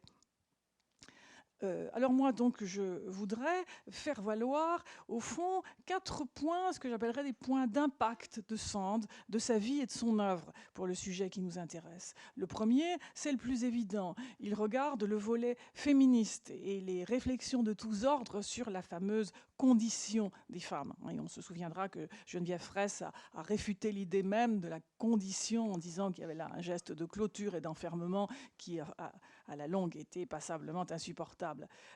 Moi, je ne vais pas rappeler les positions dans le détail de Sand à ce propos, mais plutôt évoquer quelques lignes de force et faire valoir quelques contradictions. Sand, vous le savez, milite pour l'obtention des droits civils et est favorable au divorce. Elle n'entend pas, en revanche, lier l'obtention des droits civils à celle des droits politiques, comme le réclament à l'époque certaines factions de gauche. Elle entend par ailleurs qu'une fois le divorce demandé et obtenu, la femme se remarie, parce que le mariage lui paraît la seule forme de protection possible pour elle et pour ses enfants. Sand s'oppose par conséquent aux quelques schémas d'union libre, par exemple, qui hantent certains réformateurs socialistes, Fourier, Saint-Simon, ses disciples, voire d'ailleurs Pierre Leroux. Elle propose à l'égard de la famille une idée nouvelle sur 2 points. D'abord, évidemment, que les conjoints sont à égalité. Sans doute faut-il le nom, le toit, le pain. Il est assuré par le masculin, mais le féminin doit se trouver de toutes les façons, et notamment au niveau de l'éducation, à égalité avec le masculin. Quant à la famille, elle en élargit la teneur, puisque le 19e siècle, vous le savez toujours, les historiens de la famille l'ont rappelé, construit un univers qui est en train de disparaître, c'est-à-dire traditionnellement papa, maman et moi. Alors ça peut être éventuellement des frères et sœurs ensuite, mais c'est tout de même cette sorte de frilosité familiale très resserrée. En revanche, George Sand rêve encore ou rêve déjà d'une famille agrandie, où on aura joint au cercle familial, mais ils partageront toutes les activités de la famille, des célibataires, de vieux amis, de toutes sortes de classes sociales. À partir du roman Simon, c'est-à-dire tôt, dès 1836, elle termine ses romans le plus généralement de la même manière, c'est-à-dire que l'héroïne épouse le héros, dont elle est l'égale en toutes choses, égale en instruction et en argent. Quelles que soient les classes sociales, les scénarios romanesques ont montré comment on arrivait à cette égalité. Quant au couple, évidemment, il est bien déterminé à avoir des enfants et il va vivre en bonne intelligence avec d'autres personnes librement choisies dans un lieu ouvert qui peut être une maison, une grande maison, un château, où chacun trouvera sa place. Que la femme soit faite pour être mère, ça, Sand le rappelle nombre de fois, que ce soit dans ses intrigues romanesques ou dans sa correspondance. Et elle utilise le vocabulaire de la nature et de l'instinct qui ne demanderait qu'à se manifester spontanément, qu'à apparaître. De la même manière, elle imagine aussi que c'est, chose qu'ont détaillé certaines théories féministes, que c'est le regard masculin qui fait naître le féminin. C'est-à-dire que le féminin est en veilleuse tant qu'il n'y a pas un regard masculin qui tout d'un coup la révèle à soi-même. Alors, loin d'aller de soi, ces positions ont été du vivant même de Sand, décriées non seulement par les conservateurs et conservatrices de toute catégorie, mais aussi par des figures publiques, hommes et femmes, engagés dans la lutte pour l'égalité des hommes et des femmes. Les premiers et premières ont crié au scandale, évidemment, là ils étaient dans leur rôle, mais les seconds et secondes ont trouvé les positions de Sand décevantes, en ceci qu'elles n'apparaissaient pas justement suffisamment radicales, originales, audacieuses. C'est le cas par exemple avec les Saint-Simoniennes en 1848, qui avaient imaginé que Sand pourrait se porter à la candidate à la députation ou à quelques postes politiques. Et à cela, George Sand a répondu assez sèchement et vertement en disant qu'il n'en était pas seulement question. La raison majeure, à ses yeux, et dans ce sens, ses positions sont parfaitement cohérentes, c'est qu'il faut d'abord l'obtention des droits civils. Elle considère que tant que la femme est légalement mineure, ce qu'elle est dans les faits par le Code civil de 1804, alors évidemment, il n'est pas seulement question de rêver de droit de vote et voire évidemment d'occuper quelques postes. C'est également le cas, celui de la déception, à la même époque, pour quelques figures socialistes, telles que Flora Tristan ou Pauline Roland, par exemple, qui vont voir dans George Sand un modèle, qui vont lui demander son soutien. Et George Sand ne leur donnera aucune approbation. Elle trouvera que l'une s'est arrogé le monopole de la lutte ouvrière et qu'il n'y a pas de raison. Dans le cas de Flora Tristan, elle trouvera que Pauline Roland, elle aussi, d'un point de vue, disons, idéologique, raisonne de manière un peu simple. Et donc, elles seront en quelque sorte lâchées par Sand. Dans son essai sur la liberté, Marie Dagout, de son côté, fait remarquer qu'on ne saurait considérer que les femmes doivent être nécessairement mères, c'est-à-dire qu'aucune nature, dit Marie Dagout, ne prescrit ce qui doit demeurer de l'ordre du choix, y compris dans le mariage. Alors là, on a quelqu'un qui n'est pas du tout saint-simonienne, mais qui a des visions très tranchées, très originales, amie de Sand quand même, on le sait, pendant un temps, et qui va souhaiter qu'effectivement, les femmes puissent choisir et que d'aucune manière, en tout cas, elles ne se retrouvent esclaves d'un mari ou d'un enfant. Ce discours-là, dans l'histoire du féminisme en France, il faudra attendre quand même la fin du siècle pour le voir prendre quelques consistances. Alors le débat continuera de se poursuivre après Sand, mais il est significatif de voir que c'est plutôt sa conduite qui est montrée en exemple, ou alors jugée condamnable, plutôt que ses écrits. Et les féministes de la fin du siècle sont plus à l'aise, à vrai dire, avec les positions de leurs ancêtres saint-simoniennes qu'avec celles de Sand, qui paraissent à bien des égards relativement frileuses, puisque sans doute Sand reste comme une exception, bien sûr, à tous égards, reste comme celle qui a dénoncé le mariage comme une institution absolument inique et insupportable, mais qui, somme toute, a conforté des vues à certains égards relativement traditionnelles, ou en tout cas c'est comme ça que ces positions ont été lues le temps passant. C'est également ce qui est retenu dans ces romans, c'est-à-dire l'alliance, donc peu de choses en termes de féminin-féminisme, mais plutôt l'alliance des protagonistes de classes sociales distinctes. La chose d'ailleurs avait défrayé la chronique à l'occasion d'un sanglant fait divers qui est l'affaire Lemoine en 1859. Et l'affaire Lemoine, c'était ceci: avec l'aide de sa mère, une jeune fille de la meilleure société, enceinte des œuvres d'un domestique, avait tué son enfant à la naissance. Au moment du procès, qui a fait grand bruit, la jeune fille déclara que son amour pour le jeune homme, qu'elle ne niait pas donc, lui avait été inspiré par la lecture des romans de George Sand, notamment Le Compagnon du Tour de France. Alors évidemment, tout de suite, on a crié haro sur George Sand et évidemment plus généralement sur les romans, et ça c'est une vieille histoire.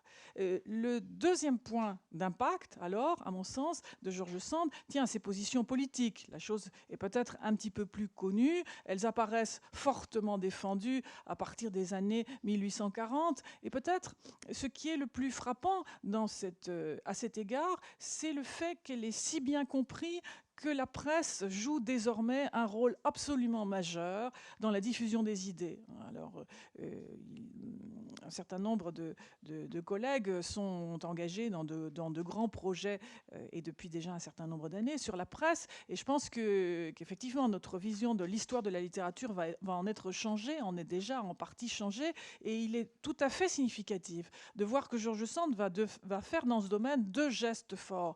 Le premier, c'est la création d'une revue plus ouverte que la Revue des Deux Mondes, c'est-à-dire une revue nettement à gauche, mais consacrée aux arts, dans lesquels elle-même va publier d'ailleurs une série de ses romans en feuilleton, mais de manière plus intéressante encore, où elle va publier les poètes et poétesses de milieux ouvriers. Alors, le geste fait date dans l'histoire en littérature, en ceci que pour la première fois, on revient quand même à nos affaires de savoir, la littérature reconnaît des qualités à une manière non savante, non érudite, parfois somme toute assez fruste, de faire de la poésie.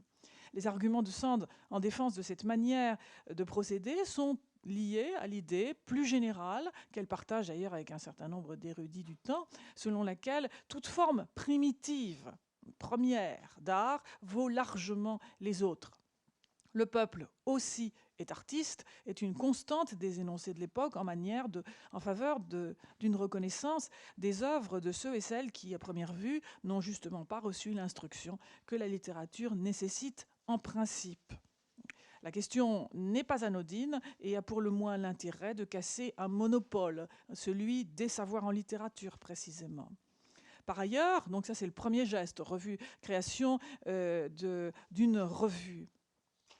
Deuxième geste à propos de la presse, la création, avec des amis, de l'Éclaireur de l'Indre, dont Pierre Leroux sera la cheville ouvrière, avec d'ailleurs l'argent, les deniers de Sand.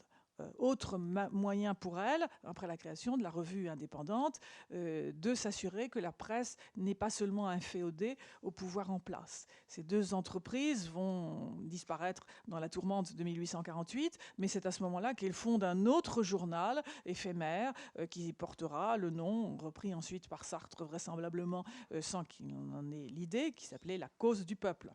De ce point de vue, elle se trouve, il faut le rappeler, dans cette position de rapport à la presse, cette sorte d'activisme journalistique, elle se trouve dans le droit fil d'une libération de la parole féminine commencée à la Révolution. Et là-dessus, je renvoie à l'excellente analyse de Carla Hess, qui est historienne à l'université de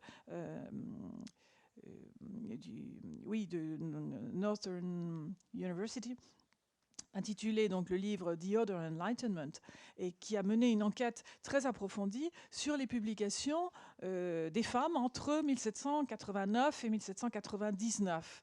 Elle a notamment montré que les femmes constituent alors 20% de l'ensemble des auteurs et publient essentiellement, ce qui est intéressant, des brochures et des pamphlets de toute nature. Alors, ce type d'analyse est très intéressant de mon point de vue. Je m'excuse si je me déplace évidemment considérablement dans le temps, mais tout de même, pour montrer que d'abord, les femmes ne sont pas majoritairement auteurs de romans, comme on le répète encore et encore. D'autre part, qu'évidemment, elles ont,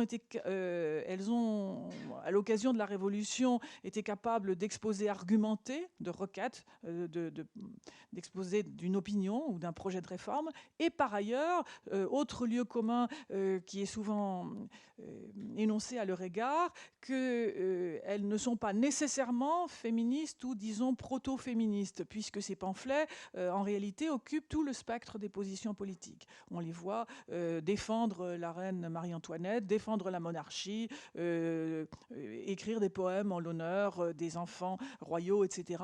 Et en revanche, évidemment, à l'autre bout de l'échiquier, on a quelqu'un comme Olympe de Gouges, par exemple, qui est évidemment beaucoup plus connu. Mais donc, on a là un travail, me semble-t-il, intéressant pour justement essayer de casser des idées, somme toute, assez simples qui circulent encore à propos de ces fameuses femmes auteurs. Et on peut dire, il me semble, sans trop se tromper, que le journalisme des Saint-Simoniennes, et notamment le journal La Voix des femmes d'Eugénie Niboyer, participe de cet héritage révolutionnaire, tout aussi bien d'ailleurs que les activités journalistiques de Sand, qui après tout, on s'en souvient, a fait ses premières armes dans la carrière littéraire en écrivant pour un petit journal satirique intitulé Figaro. Il est intéressant tout de même que justement poser sommairement ce deuxième point, les conservateurs vont attaquer bien entendu les idées de Sand en politique, mais de la même manière, et c'est une étrange constante en réalité dans l'itinéraire de Sand, les socialistes et républicains vont également attaquer sans relâche ces positions. Ses positions en 48 d'abord, puisqu'on va lui reprocher des vues trop radicales quand elle propose à un moment donné que si jamais les résultats des élections ne sont pas nettement favorables à la gauche, on suspende immédiatement toute possibilité d'arriver à nommer ces gens et donc qu'on fasse une sorte de coup d'État en réalité. En 1851, quand elle rencontre Louis-Napoléon Bonaparte, à ce moment-là, les socialistes, évidemment, l'accusent de collusion avec le pouvoir et se disent qu'au fond, elle mène une sorte de double jeu. Ou encore en 71, évidemment, quand elle condamne fermement la Commune après avoir été, on dirait en termes actuels, pacifiste au début de la fameuse guerre contre la Prusse. En fait d'impact en matière politique, on se demande s'il n'est pas plus juste, au fond, de limiter l'impact politique aux vivants de Sand, tant la mémoire socialiste et les historiens ont longtemps peiné à reconnaître ce que Sand avait apporté au mouvement, à sa diffusion et à ses idées. C'est aussi que longtemps, misogynie et socialisme ont fait beau ménage. Là-dessus, il existe des analyses tout à fait nécessaires à entendre. Et on le sait bien, le rôle des femmes a été volontiers minoré ou limité à des occupations subalternes. Il suffirait de regarder Proudhon, par exemple, et notamment son étrange ouvrage « Les Femmelins », publié en 1912, pour prendre la mesure d'une réception toujours hostile à Sand de la part des socialistes et de leurs guides. Et d'ailleurs, il y a un chapitre dans ce livre consacré à George Sand et qui se conclut en ces termes: la femme libre, c'est un mythe. Donc c'est évidemment un moment de déflation et on dit même ça, enfin, elle avait l'air d'avoir comme ça une vie un peu libre, mais en réalité, non, puisque justement, on est dans l'ordre du mythe. Donc, les expériences de toutes sortes, imaginées par les fourriéristes et les saint-simoniens, ont fait long feu pour la période qui nous intéresse. On a l'impression, justement, d'une sorte de retour à la famille légale, où chaque sexe a bien son rôle, retour à des questions sociales qui s'appuient sur de fortes convictions de la nature des unes et des droits des autres, et bien entendu, la question avait été posée tout à l'heure, le discours médical entre tout à fait de plein pied dans cet ensemble et vient renforcer encore, s'il en était besoin, les a priori de toujours. Le débat, évidemment, fera longtemps rage et on retrouvera ces questions jusqu'au temps du deuxième féminisme au début des années 70.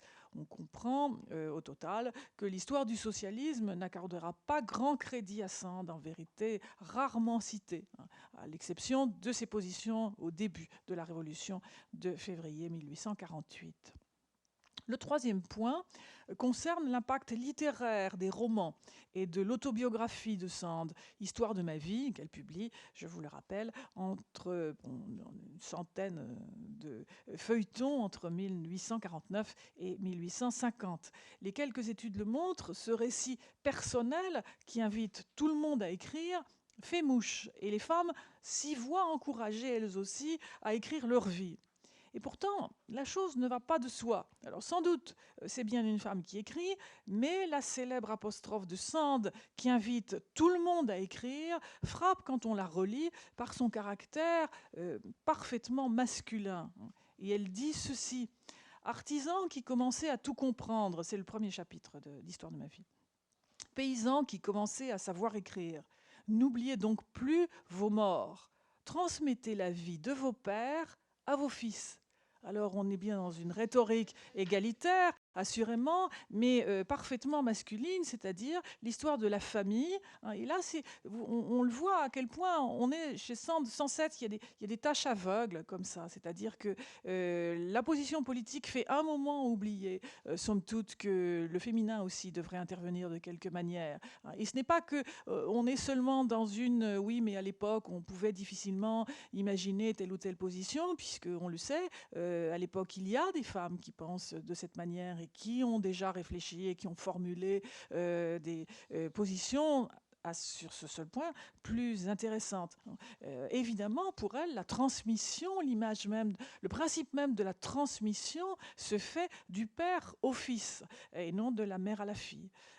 Il n'empêche, une fois qu'on lit ce passage, c'est vrai, qui a souvent été exploité, notamment par Michel Perrault, en disant voilà une superbe déclaration, il n'empêche que si l'on en croit un article bien documenté de Lucienne Frappier-Mazur, en réalité, on va voir, après la publication d'Histoire de ma vie, une véritable explosion de biographies de femmes, certaines pas du tout connues d'ailleurs, mais enfin, le souci d'écrire sa vie et de répondre, somme toute, à l'invitation de Sand se manifeste de ce point de vue, en changeant évidemment ce qui était familier du domaine français, c'est-à-dire les mémoires d'aristocrates,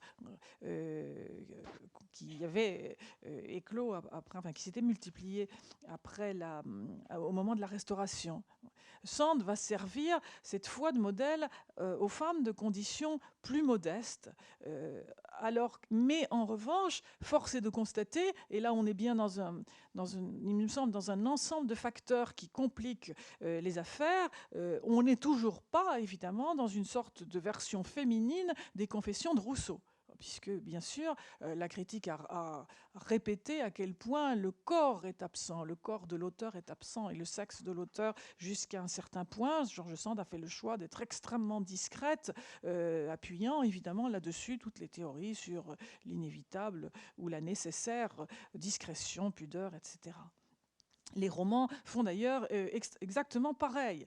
Et il est assez difficile de mesurer leur impact sur la population féminine. Et à ma connaissance, j'avais fait des recherches rapides, je n'ai pas trouvé vraiment de travaux sur ce point. Que les femmes soient lectrices de romans de Sand, ça c'est l'évidence, mais les hommes le sont tout autant. Si on regarde les lettres reçues, on en a un petit aperçu. Alors, à la différence de Balzac, les recherches n'ont pas été faites de manière systématique, mais on s'aperçoit que Sand reçoit des lettres de lecteurs, reçoit des lettres de lectrices. De la même manière, reçoit des lettres d'auteurs en herbe, débutants, qui lui demandent son avis sur tel poème ou tel roman qu'ils ou elles ont pu écrire. Et de la même manière, des jeunes femmes se risquent à lui envoyer quelque chose. Là, il est certain qu'on pourrait faire un petit travail qui n'a pas été fait, mais qui mériterait d'être fait à partir de la correspondance pour essayer de bien comprendre quel type de réponse George Sand donne à ces jeunes gens et jeunes femmes. Mais de manière, il me semble, systématique, à ma connaissance, elle n'a pas une réponse différenciée, c'est-à-dire qu'elle n'engage pas les femmes à écrire, par exemple, pas plus en tout cas que le masculin. Et donc, là aussi, elle a de la littérature, ce qui, après tout son parcours rappelle une idée neutre, entre guillemets, une sorte de neutralité masculine, comme on le sait bien. De la même manière, quand elle est dans des rapports d'échange à propos dans des échanges épistolaires avec Jean Champfleury d'abord et Flaubert, elle se montre extrêmement attentive à la question du réalisme. Or, évidemment, on le sait bien, cette question du réalisme et de son supposé idéalisme à elle a permis à l'histoire littéraire de l'évacuer, de la marginaliser, de dire qu'évidemment elle écrivait des histoires gentillettes, un peu utopiques comme ça, et somme toute, puisque c'est surtout les romans champêtres que l'on a retenus, des histoires à peu près pour les enfants, alors qu'elle va défendre pied à pied le fait que ses objectifs en littérature sont différents et que jusqu'à un certain point, cette école du réalisme, c'est un effet de mode auquel elle ne croit pas trop. Il lui est reproché de la même manière de ne pas avoir de disciples. Et ça, c'est une constante de l'histoire littéraire qui, à mon avis, devrait être déconstruite, puisque en réalité, c'est les fameuses théories de l'influence, etc. Alors, George Sand, c'est sûr, a été influencé par un tas de femmes auteurs et d'auteurs masculins, et un rapport et un dialogue constant avec eux et elles. Mais il est certain que si on pense en termes de disciples, mis à part Zola qui se fabrique des disciples qui d'ailleurs vont lui tourner le dos très rapidement, après la publication de La Terre par exemple. On ne peut pas dire que Balzac est vraiment des disciples, c'est Zola qui projette Balzac en grand père du réalisme, pas plus que Hugo, voire de Flaubert. Alors on peut écrire à la manière d'eux, mais cette question des disciples, me semble-t-il, est compliquée, et en revanche, elle est systématiquement reprochée à Sand, et on dira après, précisément, que ben voilà, on peut, une fois qu'elle est décédée, on peut d'autant plus l'oublier que si elle a fait justement quelques petites choses aimables sur son Berry natal, évidemment en littérature elle ne peut plus compter d'aucune façon, et de plus elle n'a non seulement pas illustré d'aucune façon le réalisme, mais elle n'a pas eu de disciples. Ce qu'on voit dans les anthologies de la deuxième moitié du XIXe siècle, et qui nous amène, je ne l'oublie pas tout à fait, à la période de réflexion d'aujourd'hui, c'est la multiplication, à partir du Second Empire, plus nettement encore au début de la Troisième République, des anthologies de textes de femmes, sous-titrés joliment « À l'usage des jeunes personnes ».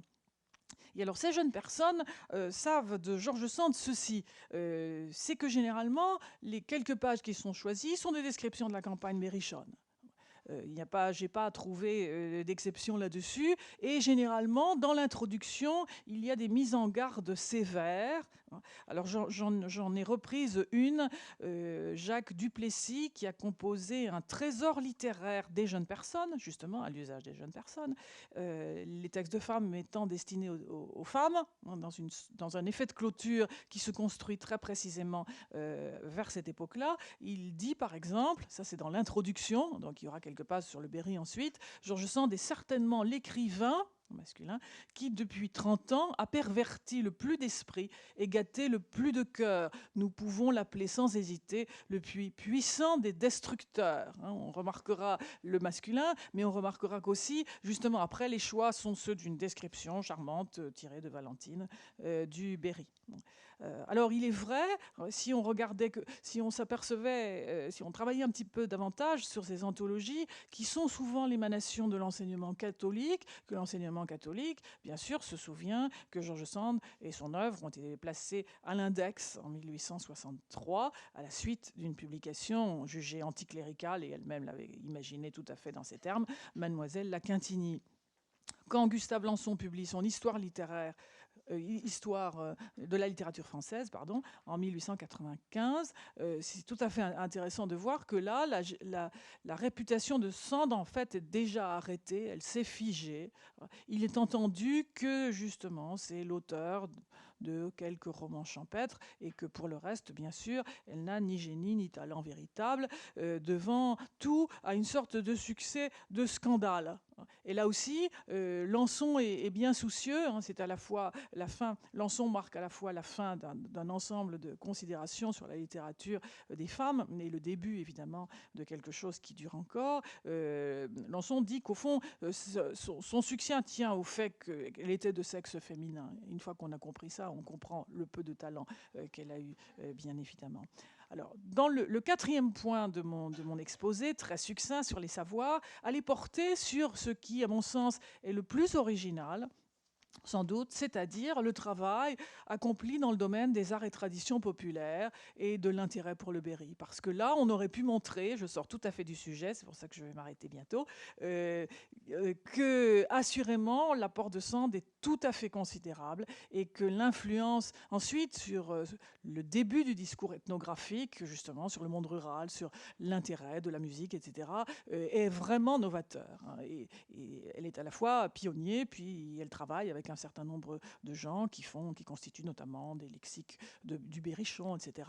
Et que sur ce point, dans ce domaine des savoirs, assurément, sa position est tout à fait unique et vaut la peine d'être développée. Mais alors, je m'arrête là, parce que justement, je sors absolument du sujet, je n'arrive pas non plus à la date qui avait été prévue. Donc voilà, je me contente de faire un peu, j'espère pas trop le cheveu sur la soupe, mais de poser ces quelques éléments de référence pour la réception de George Sand à l'époque que vous avez choisie. Merci.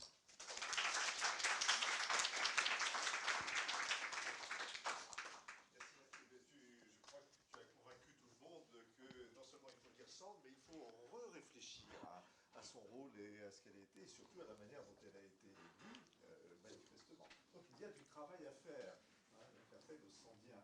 Alors c'est Véronique Knockhart qui va dialoguer avec toi. D'accord. Quelques minutes sur ce sujet. Voilà. Alors ça va être intéressant parce que Véronique, c'est surtout une spécialiste de Zola. Donc quand on parle de Georges Sand et après oui, alors voilà. Pas seulement. Déflorer ton sujet. Voilà. Alors. Du tout, parce que, d'abord, merci. Mais je vous en prie. Je dirais, tout comme Martine Reid qui a ouvert cette conférence, que le « et après » de Michel est très impressionniste et que je préfère me concentrer sur ce qui a été dit, si vous le voulez bien. Voilà, donc j'ai trouvé ça très intéressant. Et ma première question tourne autour justement de cette égalité entre l'homme et la femme. Mes lectures de Sand sont lointaines, mais à partir de ce que vous avez dit, il me semble qu'il y a un parallélisme à faire entre désir amoureux et désir d'apprendre, et que l'amour est fondamentalement pédagogue chez Sand. Oui, parce que absolument, ça c'est ce que je pense qu'il y a chez elle vraiment le souci de raconter comment. Alors on est toujours dans ce qu'on peut appeler des romans du mariage, c'est-à-dire à partir de 1836.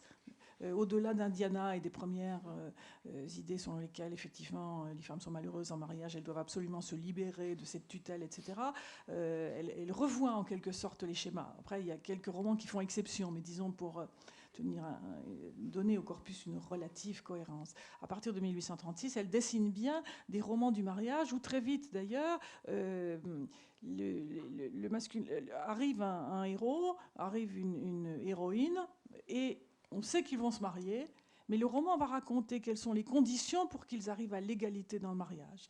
Et l'égalité dans le mariage, il est obtenu par l'argent et par l'instruction. On va voir souvent l'un enseignant à l'autre. Je prendrai, et de manière parfois très inattendue, je prendrai l'exemple de La Petite Fadette, par exemple, dans lequel on a face à face un paysan aisé, dont le fils a reçu une certaine instruction. En revanche, la petite Fadette a reçu une éducation minimale, mais elle a un savoir sur la campagne, sur les herbes, sur les animaux, qui est très considérable et qu'elle enseigne. Alors il se retrouve le soir et elle lui enseigne ce qu'elle sait. Et lui, de son côté, accepte de lui enseigner ce qu'il sait en matière de, justement, de manière, puisque c'est une sorte de sauvageonne et qu'elle doit en société se comporter autrement, etc. Alors il y a beaucoup à dire sur l'échange des savoirs et leur nature, mais tout de même, cet échange-là est tout à fait significatif de la manière dont justement s'établit un équilibre entre le petit garçon ou le jeune garçon et la jeune fille, et aussi financièrement. Voilà. Parce qu'elle n'imagine pas non plus qu'il y ait de quelque manière une dépendance qui serait financière et qui permettrait justement soit à l'un, soit à l'autre du coup de se trouver dans une position de supériorité. Donc il y a le roman imagine toutes sortes d'astuces possibles pour qu'à la fin, leur état de fortune soit équivalent. Mais alors, si je comprends bien, ce passage d'amour malheureuse au sein du mariage à tout à coup une espèce d'utopie maritale, est-ce qu'on pourrait penser que l'évolution de la pensée de Sand serait que c'est un lieu fortement républicain, le mariage, qu'il y aurait là l'espace d'une égalité, ou c'est fou de penser ça? Non, je pense qu'effectivement, c'est ce qu'elle imagine. C'est assez. On voit qu'il y a un vrai déplacement. C'est parce que ça correspond aussi, sans doute, et sans plaquer des considérations biographiques comme ça de manière un peu simple ou simplette, mais ça correspond au moment où elle-même est autonome.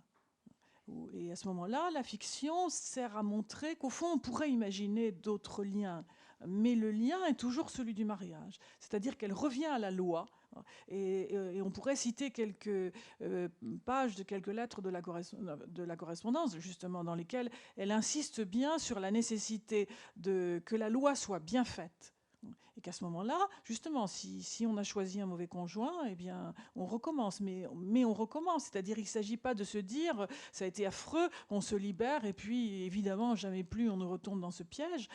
Les termes sont très intéressants parce qu'elle imagine vraiment, et elle explique ça à tel ou tel, j'ai oublié le nom des interlocuteurs, mais que c'est le mariage qui est la pierre angulaire de la société, et que évidemment c'est par là qu'il faut passer, et que bien entendu les idées notamment saint-simoniennes et fourriéristes qui permettraient la communauté des enfants, le partage, le fait qu'on pourrait avoir des relations multiples, etc. Elle trouve ça absolument scandaleux, inadmissible, incompréhensible à vrai dire, etc. Est-ce qu'il y a eu un dialogue?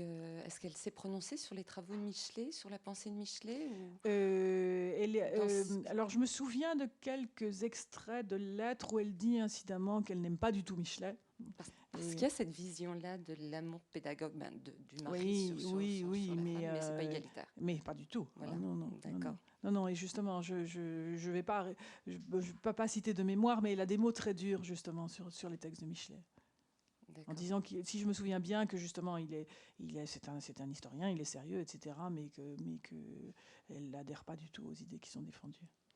Mais j'aurais un dernier petit mot sur ce quatrième point qui, je crois, est au centre quand même de ce que nous avons vu dans ce séminaire, et ce que vous avez dit tout à l'heure à propos de la petite fadette, c'est que dans le fond, ce qu'elle met en scène, c'est un savoir, une culture populaire et une culture savante. Oui, mais on absolument. est toujours dans l'ordre du savoir. On est toujours dans l'ordre du savoir. Comment devenir une jeune fille. Absolument, et avec une extrême femme. valorisation et je dirais un attachement et une attention très systématique au savoir de toutes sortes. Il y a chez elle une vraie fascination, un vrai intérêt, évidemment une mise en avant de ses savoirs. Là, elle participe à un mouvement général qui est celui de son temps, et en particulier, évidemment, les propos qui sont tenus par, disons, ce qu'on pourrait appeler une sorte de nébuleuse socialiste. Enfin, il y a les socialistes, il y a les républicains, les uns le sont un peu, beaucoup, ou passionnément, mais en tout cas, de toutes les façons, il y a une attention très forte portée aux questions de l'éducation. Qu'elle entendait au XVIIIe siècle et qu'elle va retrouver, puisqu'elle a eu aussi un tas de choses vis-à-vis duquel, il y a Rousseau, il y a Madame de Genlis, etc. Elle va se positionner. D'accord. Merci infiniment. Je vous en prie.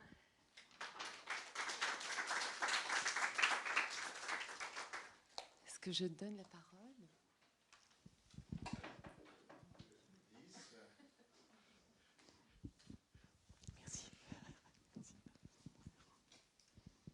C'est juste encore aussi dans la foulée du quatrième point, d'une certaine façon, le rapport de Sand à la culture savante. C'est tout à fait secondaire, mais il reste que les sciences naturelles l'ont beaucoup intéressé aussi. Est-ce que ce rapport à l'érudition... je me souviens de lettres où elle traite ça comme une récréation tout de même. Elle dit, c'est une récréation et tout. Mais elle va très loin tout de même. On lit l'entomologie, l'archéologie. Elle invite à Nohant. Elle dit, on va inviter un archéologue à Nohant de façon à ce qu'il nous enseigne. Est-ce que c'était... vous venez de dire dans l'esprit du temps, mais ou est-ce que c'est un rapport particulier au savoir, en fait, puisqu'on parle du savoir des femmes? Elle a toute sa vie, elle avait aussi des intérêts en histoire de l'art. Je crois que moi, le seul endroit où j'ai vu qu'elle n'était pas intéressée, puis vraiment, malgré tout ce qu'on peut penser, c'est l'art visuel. Elle connaît rien. Elle trouve que Delacroix, c'est très bien. Oui, voilà, c'est ça. Et encore Delacroix, au moment où Delacroix meurt, comme vous savez, elle vend ses tableaux en vitesse en disant, pas sûr que ça va garder le moindre intérêt dans le futur. Mais la science... voilà. Non, je pense qu'il y a non, en matière artistique, après tout, elle n'est pas la seule. Dans des hommes de lettres, il y en a qui n'entendent pas la musique, il y en a d'autres qui ne voient pas les œuvres d'art, et elle appartiendrait certainement à cette catégorie. C'est assez difficile parce que là aussi, je pense qu'on manque un peu de travaux qui ont été faits là-dessus. De meilleures mesures, par exemple, des connaissances en botanique. Moi, je répète les idées de tout le monde sur ce point parce que dans l'attente justement d'études plus systématiques. À première vue, les connaissances sont très considérables. Est-ce qu'on est quand même dans un rapport au savoir aristocratique ou passant pour, hérité du XVIIIe siècle. Après tout, Rousseau et les aristocrates autour de lui avaient aussi fait de la botanique. Malgré tout, près d'un siècle plus tard, logiquement, ça doit changer de nature. Il est vrai, je me souviens aussi qu'elle imagine de faire venir à Nohant un archéologue, mais elle imagine aussi de faire venir je ne sais quel botaniste. Elle se fait envoyer des échantillons de Paris. Elle demande à tous ses amis, dès qu'ils aperçoivent une plante ou un insecte quelque part, de le mettre sous cloche ou en papier, de le lui envoyer vite fait à Nohant pour que justement les collections soient agrandies. Et donc, bon, alors est-ce que ça débouche sur un savoir véritable? De quelle nature comment est-ce qu'on qualifie ce savoir? Où on le place dans l'échelle des savoirs? Ça, je ne pourrais pas dire. Sur ça, Nathalie Davis a fait un superbe ouvrage sur justement le rôle de ces femmes, 3 femmes européennes, Marie de l'Incarnation, Glickel, et qui montre justement comment elles utilisaient ces savoirs profanes pour développer ce qui était à l'origine des disciplines, mais les disciplines se sont développées bien plus tard. Mais tous ces savoirs profanes étaient le fait de bénévoles, de gens qui étaient des gens intéressés. Alors, il y avait vraiment cette espèce d'idée que on pouvait, par exemple, faire des collections et ramasser suffisamment d'artefacts qui allaient pouvoir permettre ensuite aux savants de les utiliser. Donc, Nathalie Davis, son livre donne un peu cette idée que plusieurs femmes ont utilisée. Oui, je pense que ça, c'est une très bonne idée. Il y aurait à travailler sur le lien de ces savoirs-là avec la collection. Alors, pas justement la collection façon grand mécène du XVIe siècle ou façon princesse ou grande dame, mais une collection devenue bourgeoise, un savoir qui s'est répandu, qui est plus communément partagé. On est à ce moment-là, juste après, quand elle s'y intéresse vraiment, entre, disons, 1865 et 1876, le moment de sa mort, il y a une dizaine d'années. Alors, il faudrait là aussi que ce soit plus documenté, mais je pense que l'idée de la collection de pierres, de la collection d'insectes et des herbiers faits en famille, etc., devrait être documentée. Oui. C'est une très bonne piste. Alors, d'autres questions, interventions? Vous réservez ça pour la pause café. Voilà. Oui? Non? Bon, alors on arrête là-dessus. Merci. Bon.